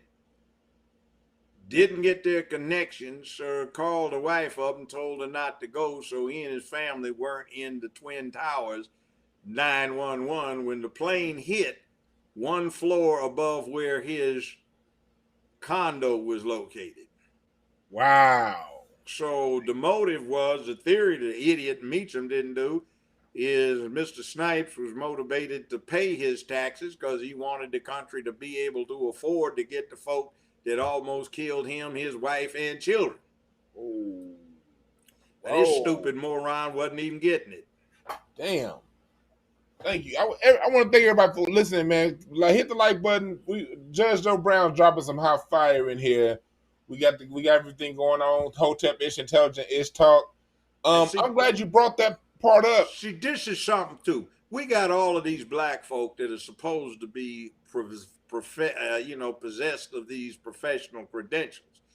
But instead of them being W.B. Du Bois' talented 10th that would bootstrap the race up, these fools are selling us out.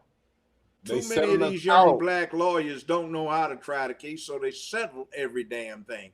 And I'm looking at it like, do you know that you could have probably got 4 or 5 times that at least if you'd gone to trial, but you don't have any trial experience. You fronting.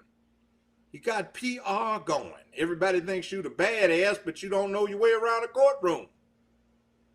See, it's pathetic. I look at it and I tried 42 first degree murder cases as a lawyer where the death penalty was demanded, and I don't have a single client on death row. I did get the youngest person in the world off of death row. I got a stay of execution from the Arkansas Supreme Court and from then Governor Bill Clinton 23 minutes before he was supposed to be executed. He'd been 15 for about 2 weeks at that point. It was in front of an all-white jury, and I got a unanimous decision by the Arkansas Supreme Court to set the conviction aside. Mm.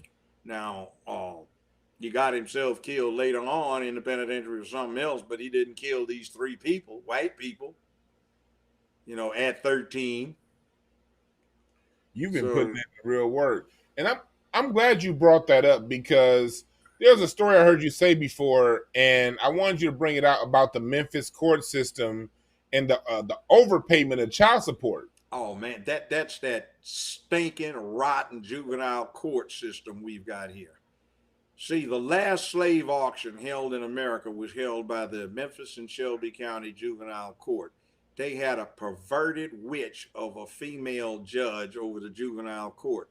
So she used to have regular auctions where she'd sell babies, some of them black, to celebrities and to the highest bidder. And she'd pocket the money. So it got to be too big a scandal. She didn't do the jail time she should have. In fact, didn't do any at all. So they appointed the head of Vice as the juvenile court judge in 1963, and he held that position to 2006. Now, the punchline was he had dropped out of the 6th grade and had no further education. And for 30 of those years he was on the bench, the state Supreme Court ruled that because of his educational deficiencies, he was incompetent to hear cases. So this is the elected judge. He can't hear the case, so he started hiring all of these lawyers to sit for it. And he had a slush fund that was operated through First Tennessee Bank. I'm calling names.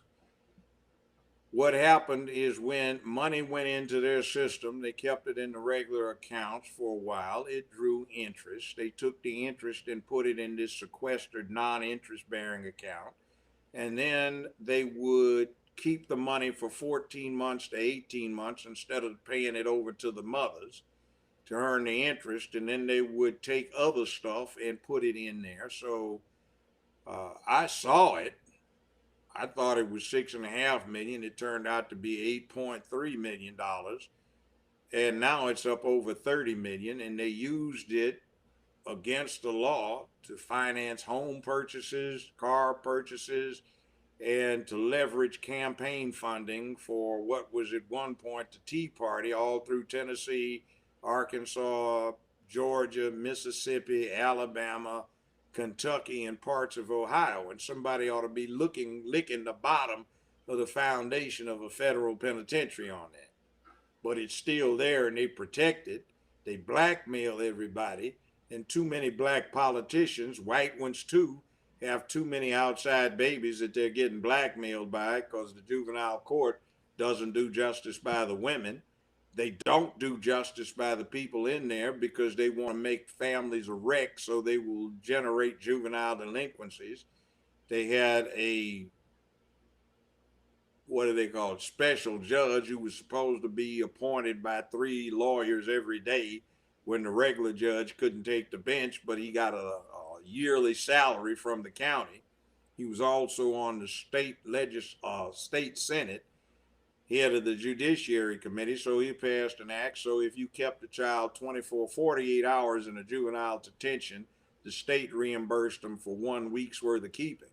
If you sentenced them upon conviction to a juvenile facility, if they stayed 4 days, the state paid for 2 weeks, so they would let them go. And when we still had the jurisdiction to have juvenile remand hearings, I'd read stuff, and I remember one day I said, "Sir, what does this mean? Child not amenable to institutional discipline nor control, therefore return to the custody of the mother? What does that mean?" He said, "Well, Your Honor, to be frank, it's a privatized operation, and unruly children cost extra manpower hours. So we let the bad ones go home. They'll cut up and get back again. We'll get the 2 weeks pay for keeping them 4 days. And when they cycle through 3 or 4 times, we'll hold them to the action of the criminal court to be tried as an adult. And what we do with the ones we do keep, they're the better behaved ones, but we send them to a place called Sherwood Middle School.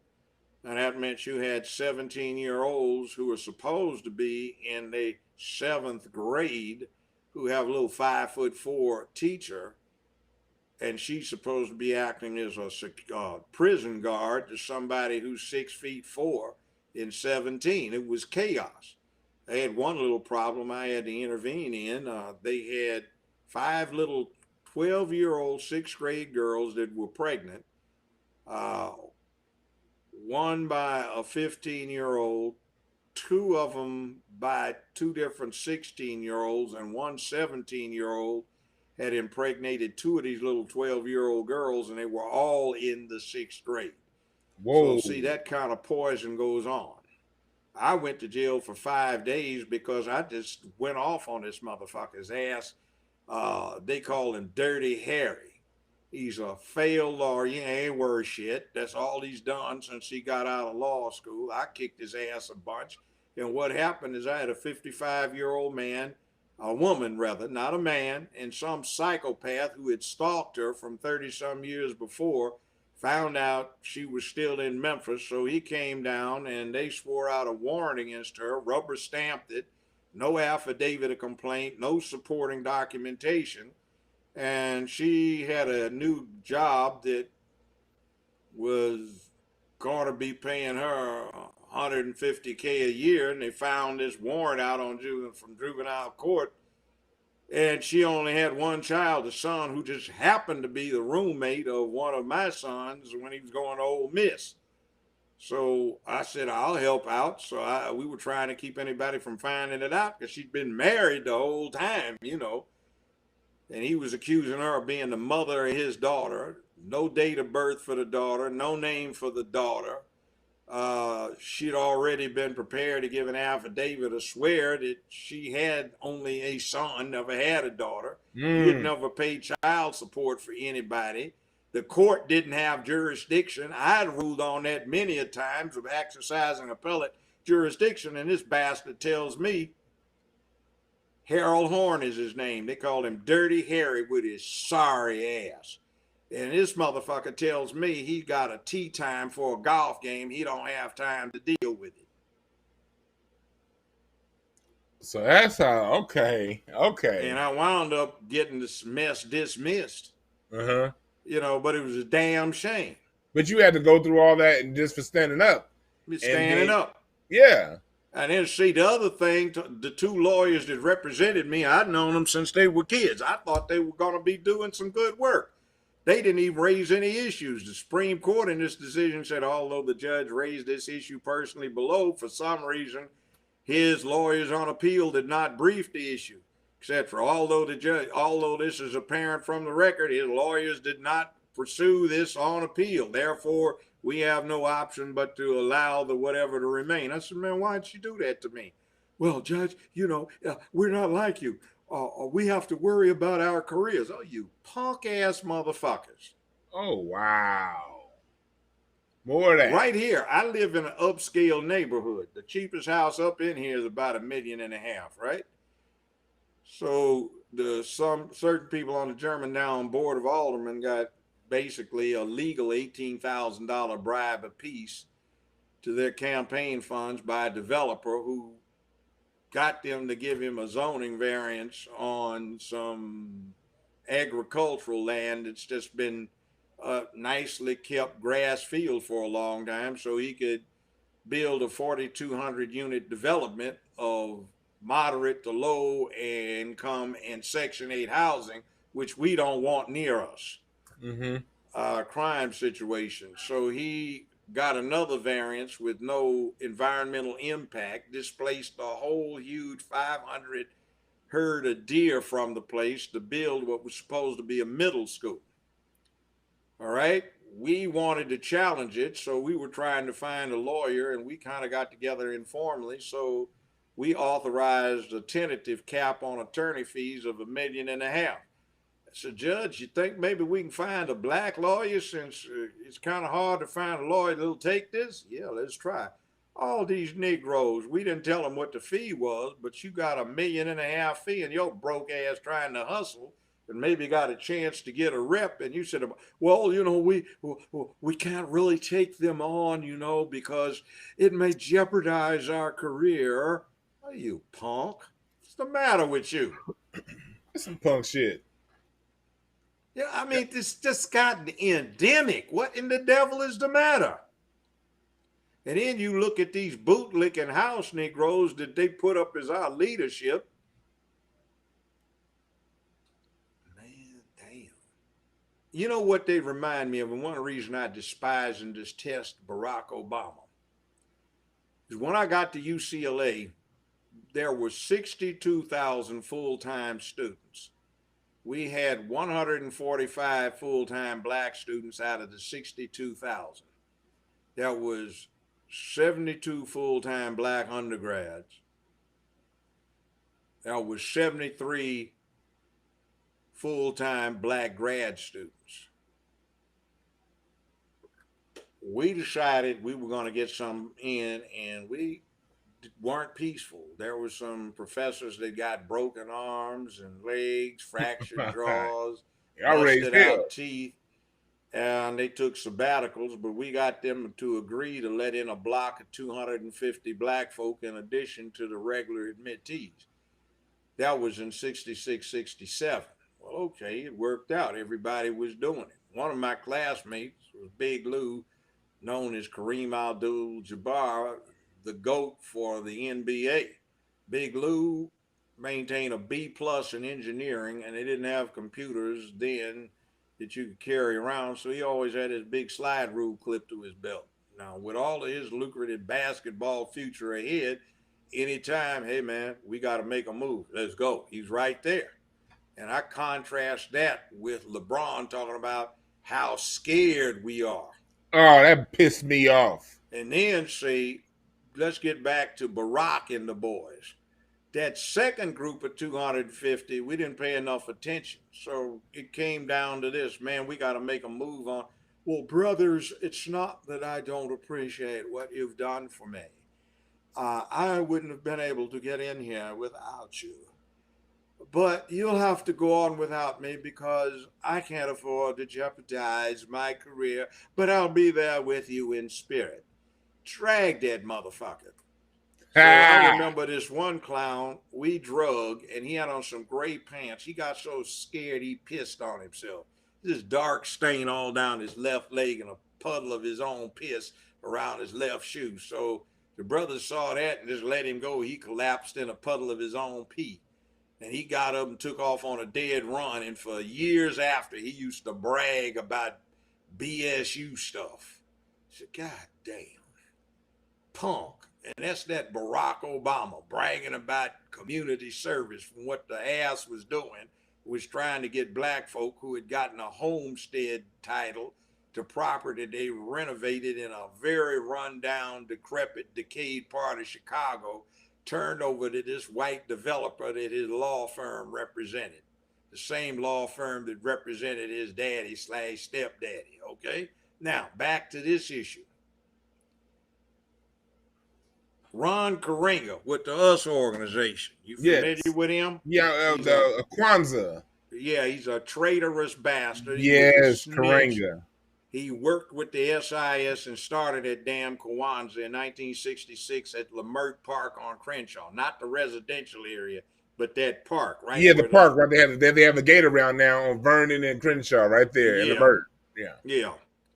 And the purpose was to get black folk talking freely so he could snitch on them. And his little henchmen were taught shorthand, and they'd take down, brother, what you taking them notes for?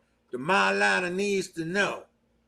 And then 2 weeks later, the FBI's got your ass downtown, 26 miles from the campus, takes all your money and your phone book, and you got to hitchhike back there, you know. Did you say so and so?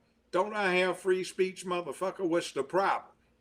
Well, answer the question. Don't I have free speech? Why are you asking me what I may or may not have said at a political rally seeking redress of grievances? Ain't that under the First Amendment? Okay, now, back to this thing that happened. Karenga was trying to get control of the Black Studies programs that were developing in the 60s so he could have a course in usology, we said. So he was punking out, having his thugs go around, slap sisters across the head, run the punks out of town, you know, scare them.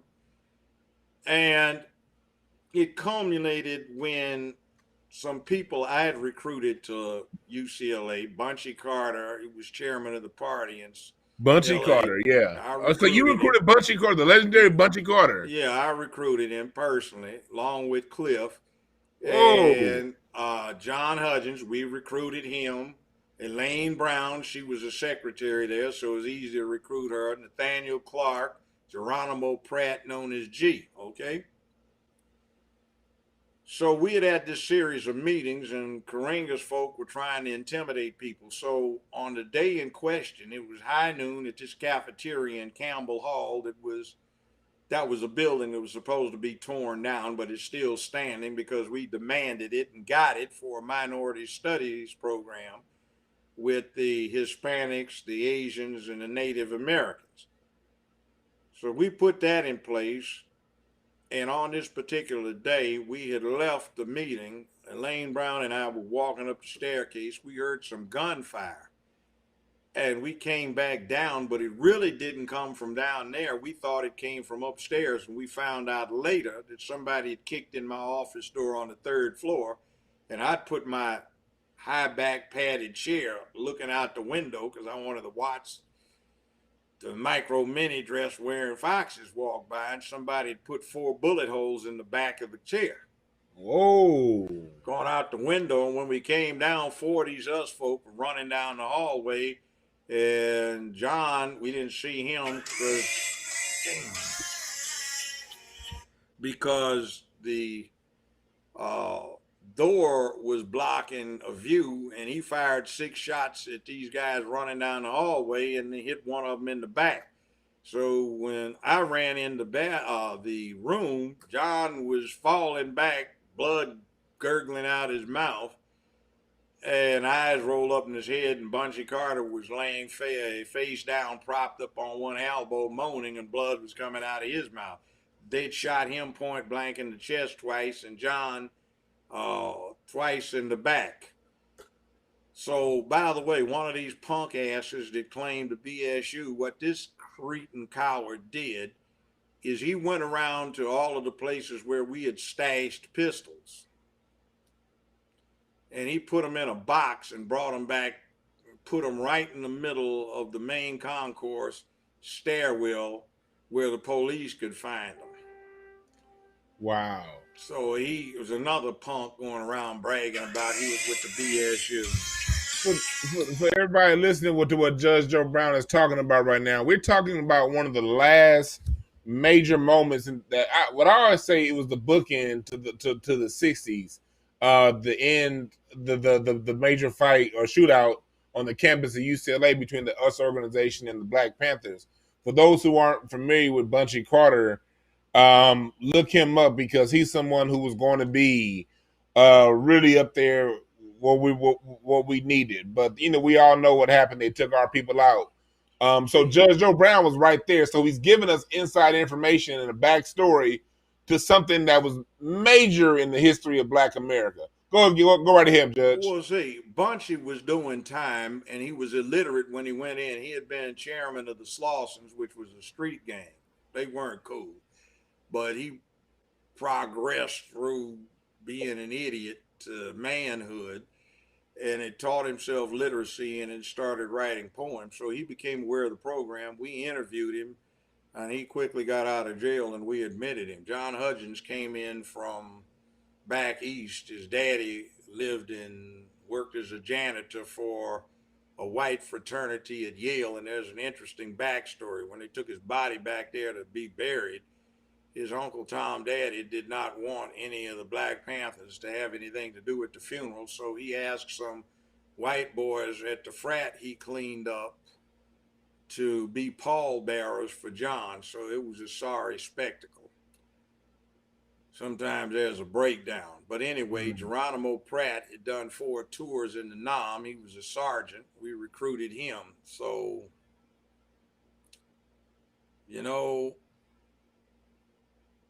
is what it is. Yeah. Now, the other thing, too, we're making heroes out of people that don't need to be made heroes out of. Some of the folk that we are holding up are doing wrong. Some Black folk got a problem with pedophilia. Some hate it and some practice it. Mm-hmm. Some ought to be deeply ashamed of what they're doing, but they get put in positions where they're looked to. Some are abject cowards, but they want to put themselves out as something else, and it doesn't happen. Now, I told you about me having been part of a shootout when I was the damn judge. Mm-hmm. Yes. That was not fun. That's not fun. I told you about them trying to kill me back then. That's not fun. Yeah. But it's part of the reality, and just about everybody I know from that era that's an old man now. See, when you get to talking to us, we look at you and say, what the hell has your dumb ass done except go out and try to gangster your own neighborhood?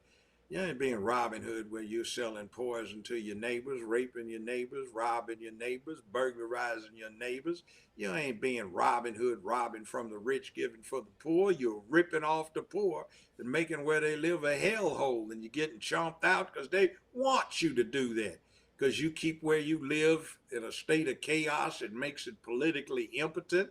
You also deal with a safety valve they need because the capitalistic free enterprise shit doesn't deal with the fact that a lot of humans who were and would be laborers don't have jobs because of industrialization and computerization. So rather than addressing the issue head on like everybody else in the industrial world does, we turn it over to private enterprise that has no altruistic tendencies at all if it's not giving them a tax break.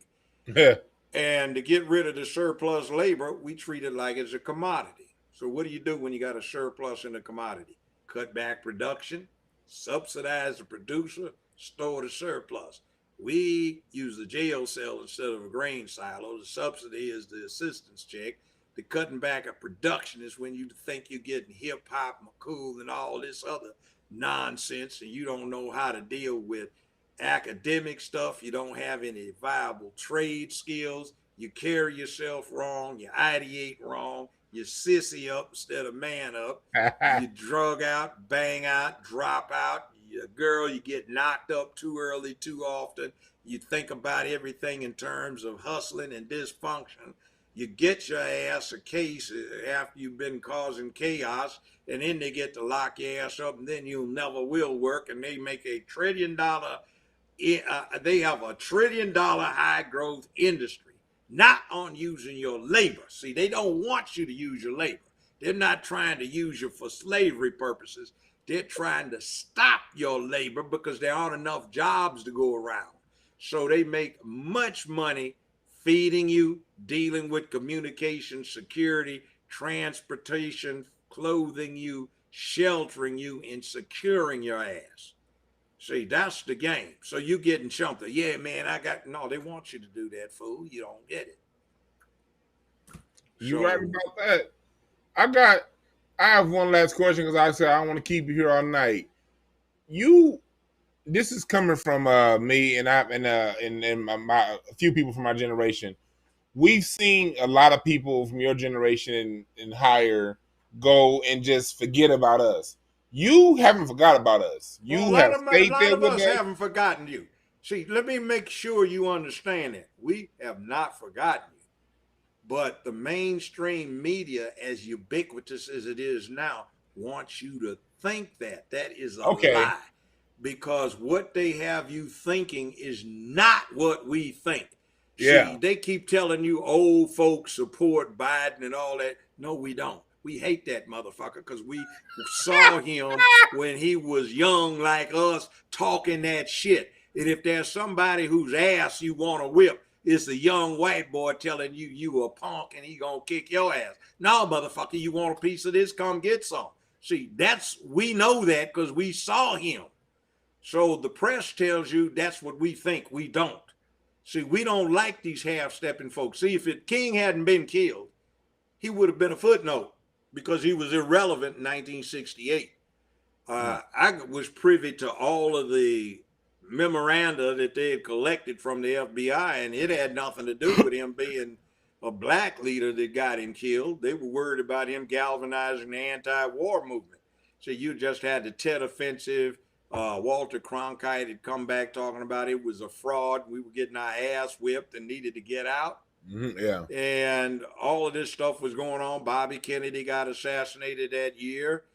And hell, the same year, Bunchy Carter, John Huggins, and all the rest got Oh done yeah. in. It took out a lot. A lot of shit going on. Kennedy. And see, don't forget there was one beautiful, fine sister, Marsha Blake. She was active in the party. She wound up found in a new construction, apartment construction, shot in the head twice. What's her name Okay. again? Can you give me that Marsha name? Blake. Marsha Blake. Beautiful sister. She used to hang around with Elaine Brown, Gwen Goodloe, and some other folk.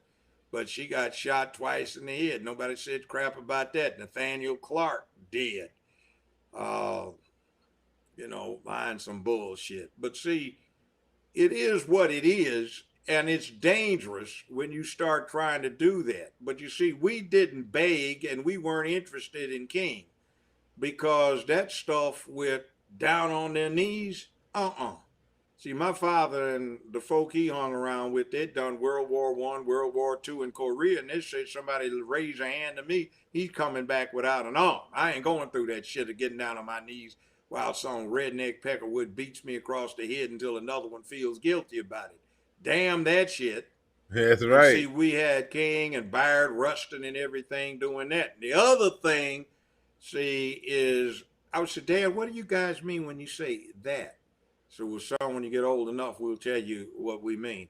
And they would always say, yeah, man, we can't hang around with them. That ain't cool. See, cool is an old word. They used Yeah. it too. So I didn't know what it was until, let's say, I guess maybe I was in the ninth or 10th grade and I was doing homework. This was in the early 60s, and my old man dropped a copy of the second section of the Times in front of me. He said, read that, boy. You don't understand what we meant by this. So it announced that Bayard Rustin had been arrested in LA because he was caught in the back seat of a car being sodomized by an undesignated male white at the same time he was performing fellatio on another unnamed male white. So in other words, he's getting butt fucked and giving head to another one at the same time. Ugh. And by the way, right now, the gay community in California, not the whole one, but the LGBT thing, is trying to get him posthumously pardoned. Well, that ain't right because there are a whole lot of straight kids that got busted for having sex in the back of a car back then. So what about them? What about them? Yeah. But Yeah, California, but this is the same see, thing. They're trying to make it legal for pedophiles to not register as sex offenders. California, this is a scuzz I bucket. I grew up in California. Yeah, and I was back there for 15 years until the show ended, and then my wife and I broke up. She got most of the money, but it is what it is. But It damn, is. she was fine. She looked good on the arm. So I like them fine, still do. I Hey, always say, I may be getting old and I'm not as good as I used to be, but most of the time I'm better than I ever was. that's right. And before you get a young trainee, remember there's always blue vitamin V. So all of the tricks he would like to know, I can give you the opportunity and show. So anyway, it is what it is. But you see, I'm not the judge anymore. I'm retired from doing that binding arbitration on TV and presiding over a trial court in Tennessee. I'm me. And these are my opinions, and I ain't trying to be fair and impartial to any goddamn motherfucker. That's Fuck it. right. This is about manhood. Stand up, speak up, get your shit together, and tell these other motherfuckers to go punk out and get out. But they have their rights. I'll tell you a funny story about doing shit in the bedroom. You got a right to do what you want to do in a bedroom. I had a case. My client was a guy. The co-defendant was a female. This 40 years ago. The guy had a house. He got married after he'd had a house for quite some time. He and the old lady didn't work out well. They split up. Divorce was filed for. She was supposed to return all the keys. She didn't. She was going to go by there and steal something. So homeboy just happened to be there with his new girlfriend. They rode in her car, parked around the block. They were inside the house. The estranged wife drove up, used her key to go in. She spotted he and his new girlfriend going down on each other on a couch in the den. So she runs out mad, and there's a cop driving down the street. She flags him down. The cop goes in and busts both of them for unnatural sex acts that carries 3 to 15 years in the state penitentiary. So one of the jurors made me laugh. I'm for hiring him. I'm one of the defense lawyers. He said, wait a minute. You serious? Jesus Christ. For eating my wife's pussy and her sucking my dick, we could go to jail for 3 to 15 years? Jesus Christ. God damn, that's a crime? Judge said, indeed it is, sir. That's what we really here for? I said, yes, sir, that's what we're here for. Actually, kind of made a joke out of the trial, and the jury did jury nullification. They was guilty as hell, but the jury acquitted them.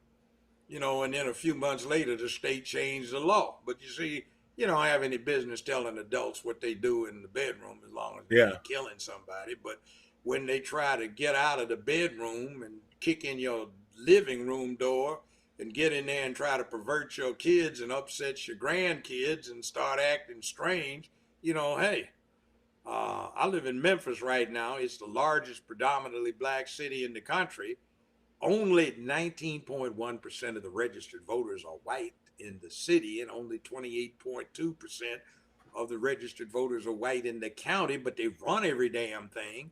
And they're painting rainbow colors on crosswalks and sidewalks. They haven't painted anything black, red, and green ever.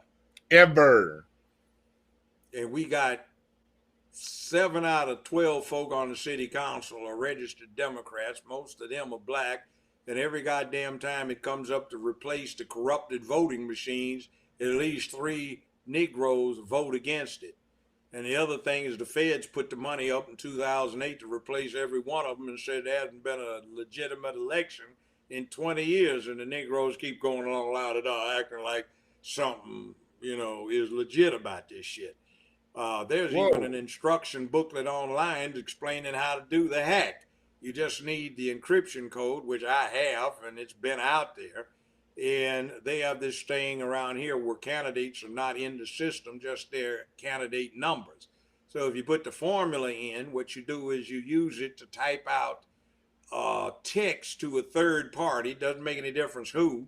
You get 5 feet away from the machines, and before you put your card in there that brings up your ballot for your ward and precinct, you hit send, and you just corrupted that machine immediately, and every other machine in the precinct in 10 minutes, and the whole system in less than an hour, and you control the election. I ran for DA in 2014, And I had one opponent, a lesbian woman who was a crook, and I'd busted her for corruption several times as an assistant DA trying to pull off something in front of me. So there are two candidates. There's supposed to be two candidate numbers, but it turns out there are five, and 80-some thousand votes that came out of the black area went into the three numbers for non-existent candidates. Whoa, non-existent candidates. Not even the non-existent ones. Non-existent ones. So yeah, and one other thing too. Focus. Focus. Focus. We have to understand what's real. You can tell when propaganda is working because you understand when you see the people discussing what's right and wrong in terms of the propaganda. Now, I had an interesting experience. Years ago, this is the only woman I've ever worked for. I had a Russian professor, a visiting professor emeritus from the University of Moscow. At the time, she had been the highest ranking woman ever on the Soviet Politburo, and she had been propaganda chief for the NKVD at one time. The NKVD is the predecessor of the KGB. She answered to two people, Comrade Beria, who was chief of the secret police for the Soviets, and Comrade Stalin. This was one bad-ass woman. If you ever see Enemy of the Gates, at the gates, it's a movie. She's not the sniper. She is the woman that is on this barge at the beginning of the movie who is calming down the panicking soldiers who are freaking out when the Germans are strafing the barges going across the Volga. And she's calmly taking her Tokarev and shooting him in the back of the head to instill bravery. She used to say, "It is remarkable what can be done when you take the comrade and then you put the Tokarev to the back of the head. They get real brave." I said, "How you talk like that?" She said, "I'm showing you how I can talk African too." Then she said, "I was propaganda chief." She said, "But the comrade can get real brave with a Tokarev to the back of the head." She used to laugh about it. Frightening old woman. Matter of fact, another experience I didn't know I'd had until 40 some years later. I was reading it in a book called Legacy of Ashes. It was written by someone based on 50,000 documents released by the CIA. And they revealed a certain hit they were going to try to put on a female professor at UCLA. And it was on the 10 freeway going downtown. And there was supposed to be a semi truck that would pull up and cause her to go around to the right. The truck was going to be in the number one lane. A truck in the number two lane was going to slow down. One was going to draw even in the number three lane, and another one was going to come up and crush the vehicle she was in the number two lane, a sandwich. Said, however, the driver adroitly maneuvered out of the trap and escaped. That was me driving the car. I said, "Oh, great. My country was trying to kill my ass, and I didn't even know it." Oh, wow. But she taught me about propaganda and made me her teaching assistant, even though I didn't have the proper grad student credentials, okay? So she taught me about it. She says one key to discovering who your real enemy is when you speak, who are you afraid to insult? In other words, you can say nigger, wetback, greaser, anything, chink, but you say faggot, everybody freaks. See, that's your real enemy. Now, I got a good lady friend. I won't say who it is because people will know and I don't want to embarrass her son. But her son was 42 and he got himself a nice house. And some gay folk turned out to live around him. So for Gay Pride Week, they wanted him to put a rainbow flag in front of his house. He refused. So they started bringing their dogs over there to shit in his yard. You know, you're supposed to pick up after your dog. So he videotaped them, and one day this couple walked their dogs to the middle of the yard, had him shit in the middle of the yard, didn't pick it up. He jumped out the door, said, "What the hell are you doing, man? Pick up that shit." And they said, "You nigger, fuck you." So you call me a nigger? So you motherfucking faggot? Both of you motherfuckers, fuck you. So they ran down to the courthouse, and in spite of having the tape that showed him calling him all kinds of N-word explicatives, he got found guilty of a hate crime. He got sentenced to 30 days. It was suspended. He was placed on 1129 probation, $2,500 fine, 250 hours of probation. Whoa. And that's some Nazi shit. That's cold. 250 hours and guilty for that's some Nazi shit right there. I saw the tape. For real, the tape was played at evidence, and the judge didn't have the balls to do what he was supposed to do.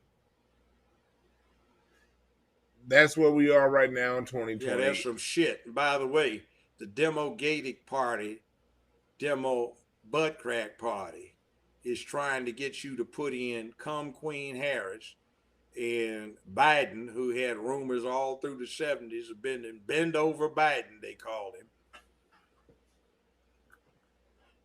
And that's where we are right now. And his crackhead son, who got a dishonorable discharge, has insinuated himself into China after doing it into Ukraine to get several $1 million in bonuses for the Biden family. And he's become a rich man, and for the entirety of his goddamn adult life, he has lived off of the salary of a civil servant. Crackhead motherfucker. I want to thank Biden, you, Judge. How did he get to be multimillionaire, and every check that fool is supposed to have gotten has been from the government? Yeah, that's a good question. It's a great question. The only honest one that they went through was Bernie Sanders. He had a net worth of about $700,000. So all these folk did not come from rich parents. They had broke ass peckerwoods for parents, and they are worth multi-million dollars, and they've been getting a government check their whole adult lives. How the hell did they do that? Money from people that they probably shouldn't be getting money from if they're going to have our best interests at heart. Well, see, there's another way they can do it now. It's interesting. The 15th Amendment, that was supposed to be for the benefit of ex-slaves, got turned to the benefit of the new fictional people, the corporate entities that were stylish in the 1870s.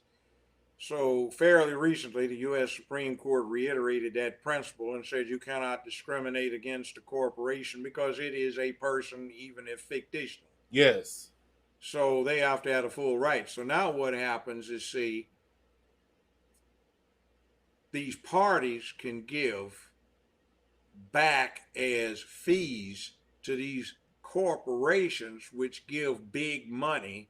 And what they wind up doing is they give speakers fees to these politicians. Like that corrupt Hillary Clinton reported, she got $13 million raised for speaking fees by Goldman Sachs. It turned out she lied, and that's perjury, and she should have been prosecuted for it, but she wasn't. And it turned out instead of being 13 million, it was 26 million in 14 months for speaking. You remember when Sanders kept saying, "We want to see the transcript"? Yeah, I remember that. Yeah, I remember that, yeah. That had nothing to do with the content. That was because all she did was show him say, "Hi, thanks for the donation. I really appreciate it. You guys have a good evening and support me." And that was a speech. I noticed that that's always been a hustle, like ex-presidents. Well, see, Ronald Reagan was too senile to focus for more than 5 minutes. But Japan put him on a speaking tour when he got out of office in 1988, and they gave him $9.5 million for speaking fees. See, it's a bribe. That's the way you do it. Barack Obama gets book deals for $20 million, but he don't need it.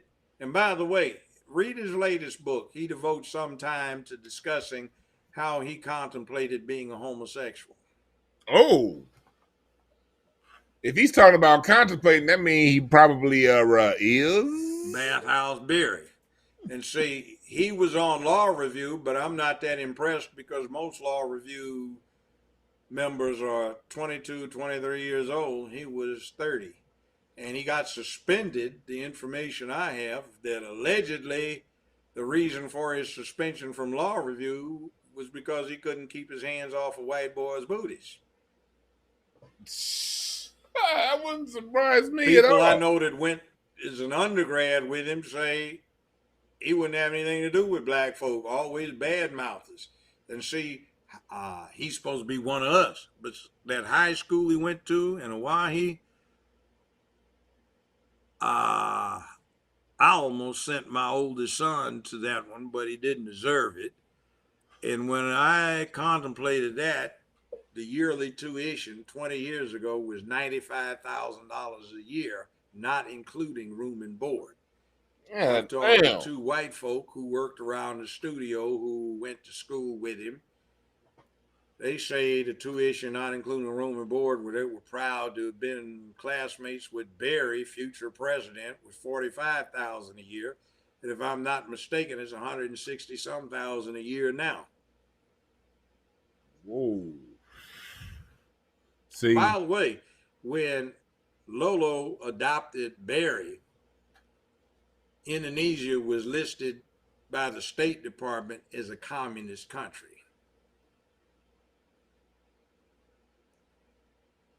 Wow. Listen, in the State Department in a communist country. No, that's what the U.S. State Department was declaring Indonesia. Yeah, because declaring Indonesia at the time, yeah. See, it's this tangled web, man, that... Well, look, so much is television, so much is cable or satellite movies, so much is Hulu, so much is whatever in the hell you're looking at on your device, that the unreal becomes real. They got all kinds of fictional stuff, and they'll make you believe it's real. Yeah. It's and I see up there Dr. Short went to school with Kamala. No, he went and to Barry. He went to school with Barry. With Barry, yeah, he went to school with both at different times. Yeah, Bend Over Barry and Come Queen Harris. Yeah, he's covered that on the last show. He went really deep into Come Queen Harris, and he told Dr. Short told a story about when he was at Harvard in '88, accidentally walking into a room when Barak Obama was just talking just reckless about the black people on campus and why he don't hang. We talked about that on the show maybe no more than 2 weeks ago. Yeah, I mean, if you ever heard Dr. Short's imitation of Barack Obama, oh yeah, that is funny as hell because he sounds just like him, doesn't he? He get him good, and he gets John Lewis real good too. Like he get him. Oh, by the way, John Lewis. Oh man, did they hide him? Oh, they hit him good. Oh, wait a minute. Everybody knew that John Lewis allegedly was Byron Rustin's little young butt buddy. Daddy. Little young teenage butt buddy. Now you got all these folk in the Black Caucus that's actually an adjunct affiliate of LGBTQ. By the way, so is BLM. We ragged them out. Oh, yeah, right there. They took that bullshit off. I was going to ask you a quick question, Judge. I'm going to ask you the same question I asked Dr. Randy Short.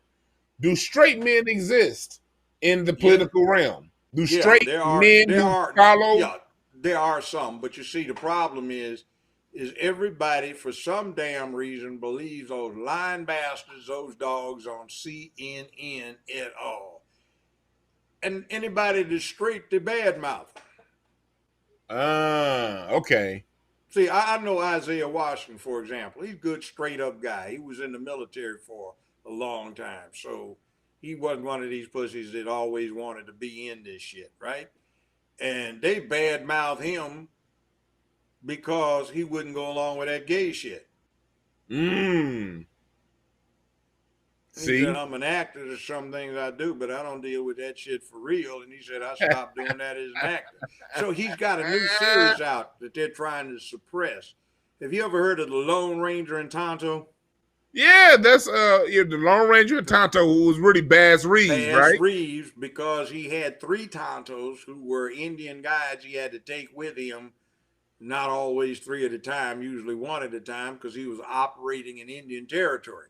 They got the idea for the Lone Ranger because some people who were doing radio back in the 20s were going to this speakeasy that was populated by prison guards at this federal penitentiary in Ohio, where Bass Reeves had sent so many up there. So they started telling stories about this marshal that used disguises and had an Indian going along. So they just put that silly Zorro mask on him and that white hat, and he had Tonto, Kimasabi, and all that nonsense.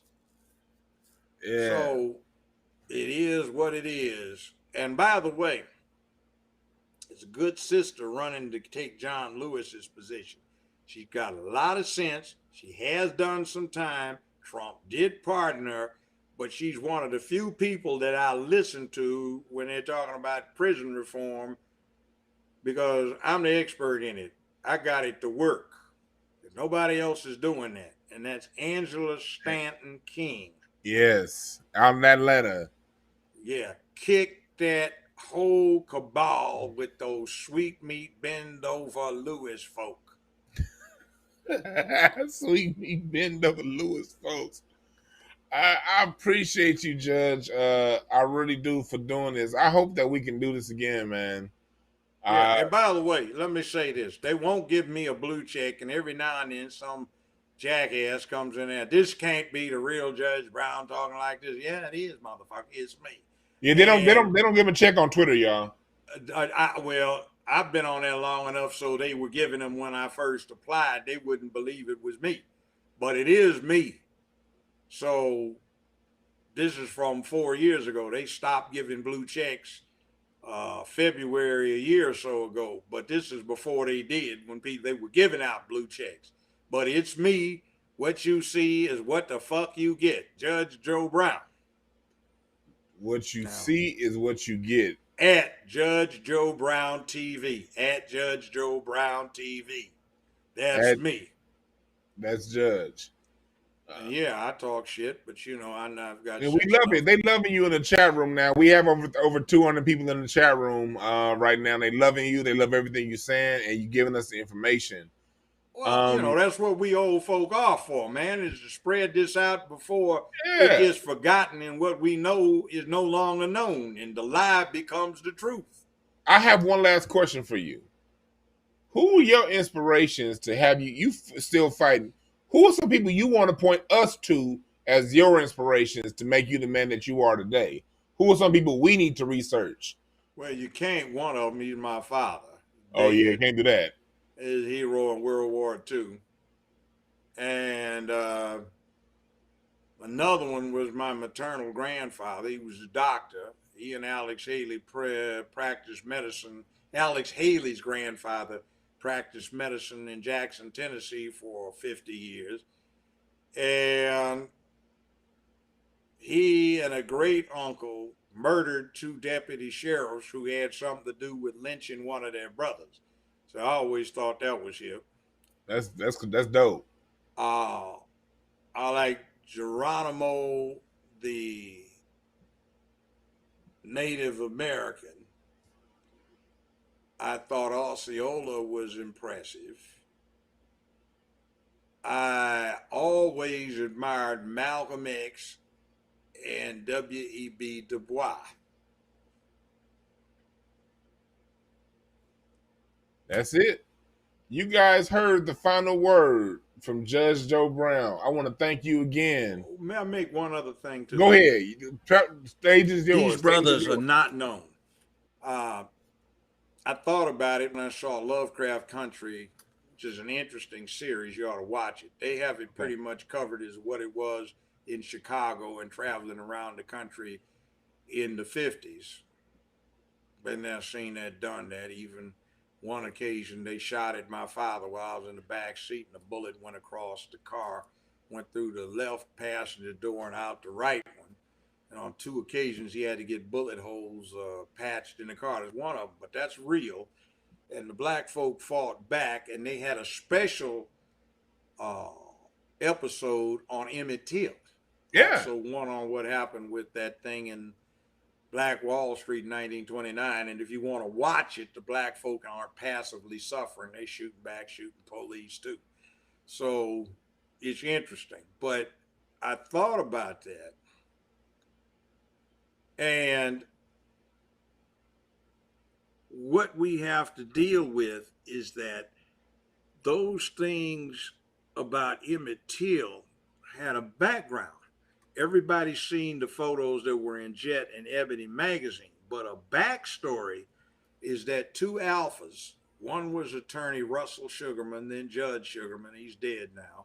The other one was A.W. Willis, an alpha and a lawyer now dead now. And a brother named Ernest Withers, who's now dead. He was a soldier in World War II. They trained him as a photographer. Went with the black combat units, became one of the first 7 black cops in Memphis. And they've got a permanent Withers exhibit in the Smithsonian. Well, they got contacted about the Emmett Till thing. They snuck into Mississippi. The place wasn't very far from Memphis. And he took 6 rolls of film, didn't even develop them. And Willis took 3 and Sugarman took 3. And their mission was to get the film to Illinois, get it developed, and get it to the governor. So 5 or 6 cars got shot up and burnt. 4 or 5 people got wounded. Willis got captured. He escaped about 24 hours later, but he was tortured. He said he was glad that he got pledged so hard because the reason they used to pledge folk in black frats so hard was to condition you and test you to see if you would open your mouth and tell Sheriff Bubba what everybody else was doing. See, the black frats and sororities were not party organizations. They were masquerading as that because their true mission was being a black underground to fight segregation and American apartheid. So they ran a whole lot of missions, like Thurgood Marshall, Supreme Court Justice Marshall. He's the one that crafted the series of cases that led to Brown v. Board of Education. Thurgood was known for his work with a 12-gauge shotgun that he asked people to have ready for him when he swept into town to take a case. And he was known for being very good with a baseball bat upside the head. Speaking of which, you've heard of Jackie Robinson. Oh, yeah.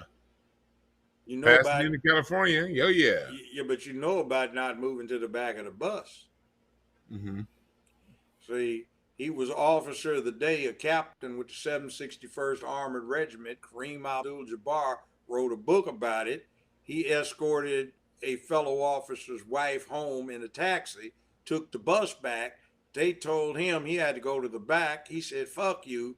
And the testimony at the court martial was, when confronting the highway Texas Rangers, the local Texas cops and the MPs, he had his 45 out jacked around in, and the testimony was, he said, some motherfucker's gonna die tonight besides me.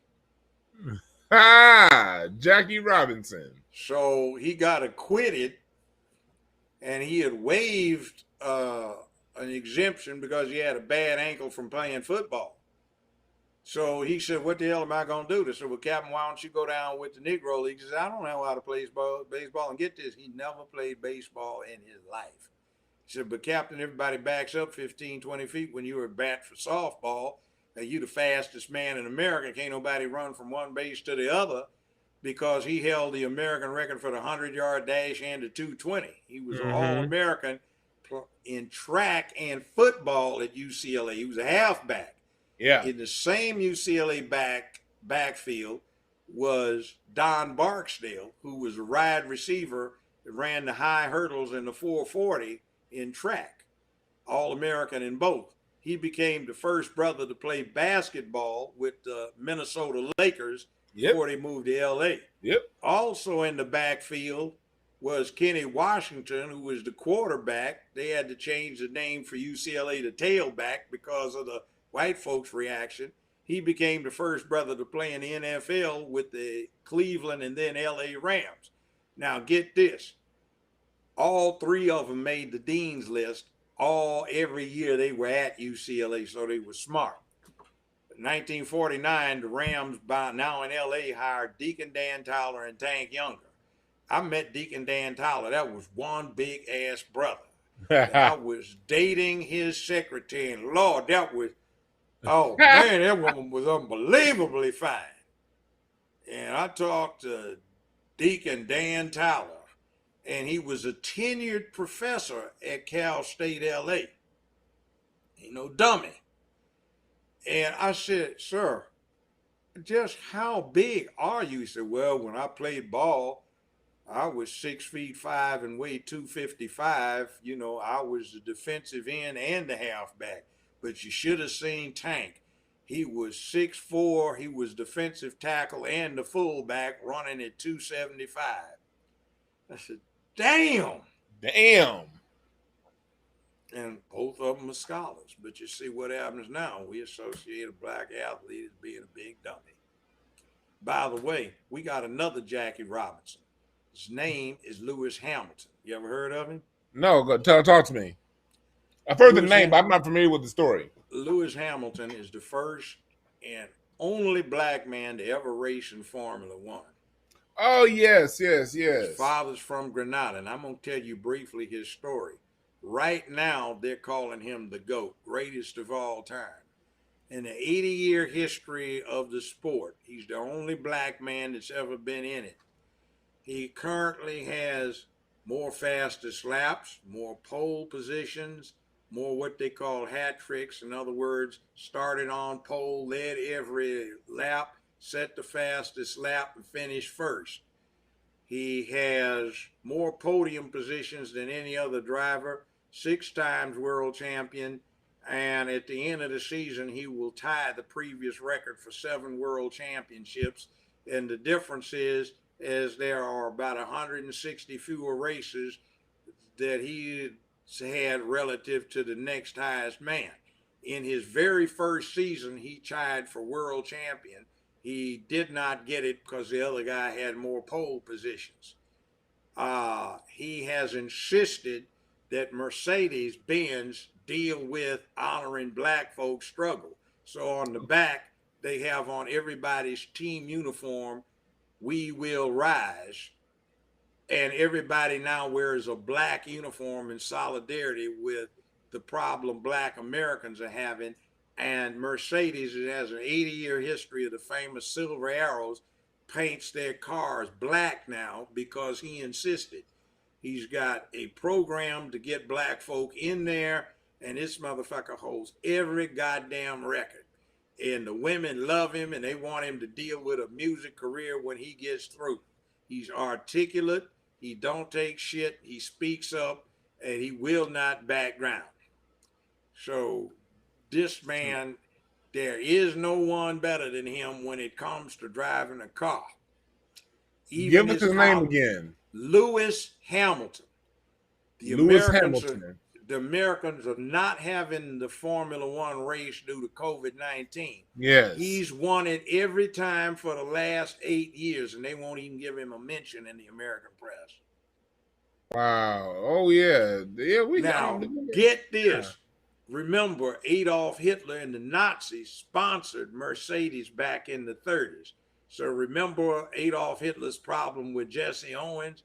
So now you got a black man, the baddest motherfucker on the track when it comes to driving a Mercedes-Benz. And even his own colleague says when the face shield comes down, they got a name for it. They call it when the face shield comes down, it's hammer time because nobody can roll like him. And even his own team says, damn, How did he do that? We didn't even think the car could go that fast. The car cost $28 million. He may be the world's highest paid athlete, but they keep putting the comparison with American dollars when it ought to be in Euro dollars. Yeah, it should be in Euro. So he's got his own jet plane. He lives in Monte Carlo. He got him some fine, fine movie star quality, fashion model women. Homeboy rent a boat. He got the crew on there and him and 15, 20 fine specimen. And he's a player. Okay. And he's still about his people. Well, yeah, somebody had a thing up here. Hitler didn't diss Owens. He didn't know what the hell to do with him because they never thought of black folk, and they were talking about the German athletes, all this and that. And when Jesse Owens won all of what he did, yeah. But now, putting Jackie Robinson in perspective, Jackie Robinson broke Jesse Owens' American 100-yard dash record and his 220-yard record.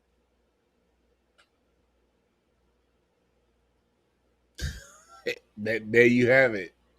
And other thing, too, I find an interesting combination. The two fastest men in the world, Usain Bolt and Lewis Hamilton, hook up every now and then to push black stuff. That's dope. I met Usain Bolt. That is one big brother. I was a guest of the Governor General of Jamaica, man, and they had me and my wife go over to his gated community, his place. His coach was living there. That brother is big, man. This dude's like, they say 6'5", but he looks like he's 6'6" or 6'7". He looks 6'7" to me. I thought he was. Yeah, man. This dude, damn. And he was out there training, so he had a parachute hooked up, running around the track with the dragging the parachute. That's a fast mofo. Wait a minute. You know how fast? His coach said, you know, when he clowns when he would get to the finish line? Uh-huh. He said he has so badly beaten the world records that nobody would believe it. So when the coach is looking at his watch, he'll give him a signal and he just starts clowning. So the time isn't unbelievable. I can see it because before about 10 feet or about before he gets to the finish line, he's looking around, he's smiling, he's joking,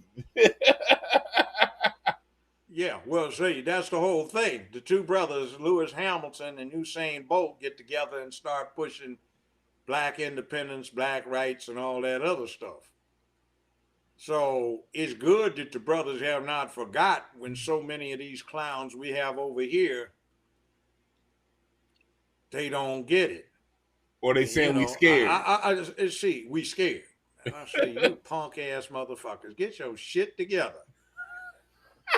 Don't you know? Get your shit together, scared people. You hear Judge Joe? You better not know about that, man. He come on whip your ass. I say, I like to see his motherfucker. Their motherfucking ass collectively. Say, I've been trained. Say, here's the thing. Grandmaster Dr. Clifford Stewart, my brother and homeboy, my best friend, he always had my back. I always had his. I taught him to shoot 55 years ago. He started teaching me martial arts. We can do some dangerous ass shit to a motherfucker. Oh, well, we could. He's dead now.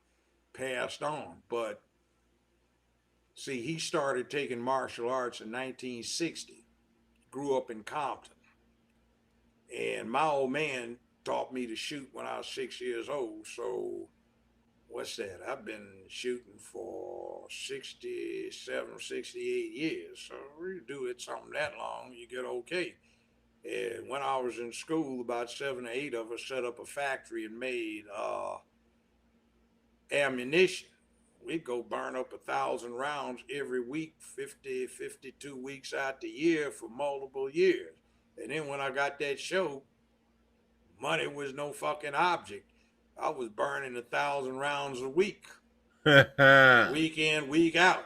Yeah. I got over 1.5 million rounds downrange. You learn something. And I would say, brothers, you want to get your shit together, fuck the bling, get banged. Get that bang. No bling, get bang. Get bang.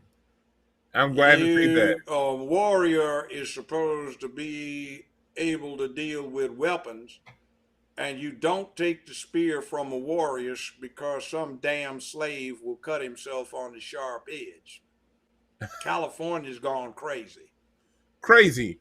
Now We have I had a permit from Ventura County to carry. Cliff had one from another county. There are only 3 where the sheriffs have the sense enough to give out those permits. And anytime you saw us in LA, we were strapped. Anywhere in California, it was cool, but you know, everybody should have that hookup. I was just saying. Some of that shit's so ridiculous out there. It is. You gotta have it. Punk ass dick sucking motherfuckers that are running around talking about, oh my God, he's got a gun. Cliff and I went in to speak to some kids, and somebody was doing it. You believe in guns? Yeah. Oh my God. So I said, well, you know, we looked at each other, said, we could probably kill 5 or 10 of you in the next minute and a half, and nobody would even hear that there ain't shit you're doing about it. So it ain't got nothing to do with us needing a gun to kill you. You can count on us to protect you because it's about character. It's manhood, motherfucker, but we didn't say that to the kids. It's about manhood, motherfucker. It's because you are duty bound. It is your reason to exist to protect and provide for those you are responsible for, not fuck them up. It's women and children on the lifeboat first when the goddamn Titanic goes out. These assholes have got these goddamn drag queens trying to sneak in. Hell, you need to take those fucked up motherfuckers, take them on the other side of the goddamn boat, throw them in his chum to get the sharks over there and away from the good folk. It's their business. They got a right. But so the fuck do I to say that's poison?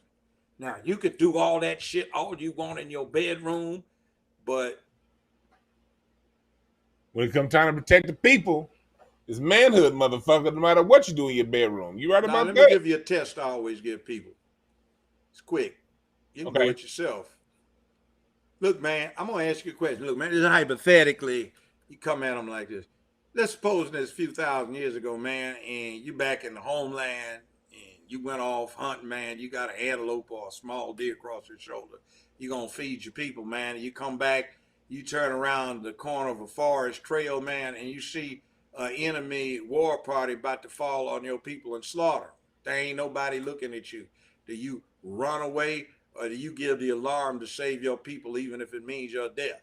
If he says, I'll run, ain't nobody looking, who's going to know? You know you got a punk ass right there. See, some of the people I work with think like that, but they're on my payroll. I don't discriminate when it comes down to work, but I don't buy that other shit. But anyway, the bottom line is they don't get this. What about the witness? What witness? You thought you said nobody was looking. You saw yourself doing it. How could you live with yourself and do that? That's a good test right there. Yeah. You got a lot of people who would, in that same scenario, run away. And who would see? That's true character right there, because when you have the opportunity to run and you make the noise or do whatever you have to do to distract other people, the village, from being slaughtered, that's what you have to do. See, most of the time, human males show character. Nobody saw them die. Nobody even found the body. Wow. But you see, that put us on the top of the food chain. That made everything else endangered. And that's what it's about. We are the most efficient killing machine this planet has ever produced. We are at the top of the food chain. And some namby-pamby-poo motherfuckers don't understand that shit. And they want us to be goddamn cows and cattle. And I'm sorry, I ain't no damn sheep. I'm the fucking wolf, but I'm the two-legged kind. And I got a wolf at my side. He can smell, I can see. And we will fuck anything up if we operate together. So when you get a band of us together, we can kick a whole lot of ass. So we have to deal with unity. We need leadership. But the thing about leadership it's not who CNN chooses for you. It's Mm-hmm. the brother that captures the leadership. The brother Hey, imposes it. And see, a lot of folk talking about we need our own land and our own country.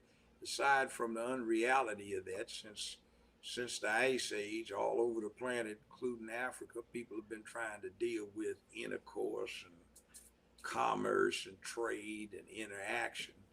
And the world is even more complicated than it ever was. If you had a black country, somebody like me would be putting a whole lot of motherfuckers on a wall and shooting their ass. And we wouldn't ask permission. hey, Soon hey, I'll be too old, but I ain't too old yet. ain't too old yet. And I got a posse or two or three that I've been grooming. So several, I'll be at the top of somebody like me, and it's like, take him away. Take him away. You will do what you ought to do, yeah? Das ist wunderbar, yeah? And you did not do it, no. We will have executions, yeah? Hey, in the chat room, Shantae Taylor, she said, "Tell Judge we with him." Yes, we here for you, Judge. We here with you, and we really thank you because we value. I want to let you always know that they say what they say about our generation, but I'm telling you something right now. We value you. We hang on to your word. We research what you say, and we really appreciate you for reaching back and dropping those breadcrumbs for us to follow. And so Well, we yeah, I'm can, trying to groom somebody like you because I ain't got that much breathing space left on the planet. I'm in my mid 70s, so, hey, time runs out and you get to, I'm immortal. Oh, hell no. What's that? That kind of hurts. Damn, shit. hey, Where'd that come from? Damn. Oh, Judge, shit. we gonna stay in close Chest getting contact, tight. man. Yeah. What anytime, Yeah, young brother. Let me know. yeah, definitely stay in close contact. I want to appreciate brother Ronald NBA Hurd for hooking us up, brother Randy Short, uh, and shouts out to Ida Rodriguez. I gotta get her back on the show. She's a big Oh, Aida is my girl. We were yeah. supposed to be Shouts out doing to some Ida. projects. We encounter every now and then. Yeah, she's somebody when I first started comedy years ago who's always looked out for me. And anything Ida has going on, she always reaches out. She's 100% genuine. She don't just say it when she got something going on. She always looks out. So Have you yeah, ever seen her when she cleans up, puts on that oh yeah, makeup? I mean, oh most of the time she won't wear it, but I said, "Who is that?" I said, "Aida, that you?" I said, "Damn, baby, yeah. why you been hiding that? Damn."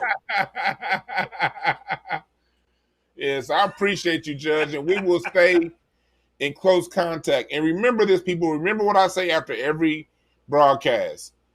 There are no perfect messengers, only perfect messages for those who are willing to pick up the game. Always keep your hearts open, always keep your ears open. If something ain't for you, let it go because it's for somebody else. And if it's for you, take it and do something with it. Well, yeah. Let me say this. Go ahead, Judge. You get the final word. This is what I'm trying to do. When I was on the bench, the statewide felony recidivism rate was 80%. Every courtroom in the state but mine, it was only 18%. Because I was using the power I had to cause the young brothers to man up. And if they didn't do what I said, I'd kick their ass hard. And they knew that I'd give them a break, but don't double cross me. And Yeah. by the time I got through, I would get them manned up. They'd see how they were being chumped off. So now they come up to me 25, 30 years later, want to shake my hand. Judge, you remember me? No. Well, you gave me some time. Did I give you enough? Well, yeah, but see, it was that man up thing.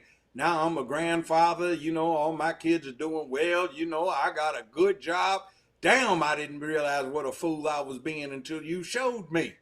See, everybody that I put on probation, let out on bond, suspended remainder of sentence, you had to come to my counseling sessions where I didn't have on a bat cape. I didn't even have on a tie, and you talking like we've been doing here. See, so man up. So the man in the mirror controls what you do. So you no more of this bullshit about Judge.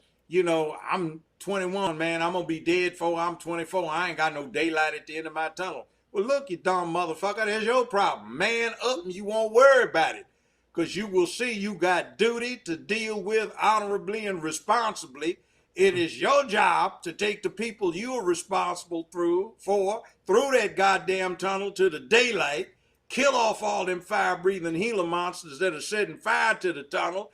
Even if you don't get there, at least you'll die a hero.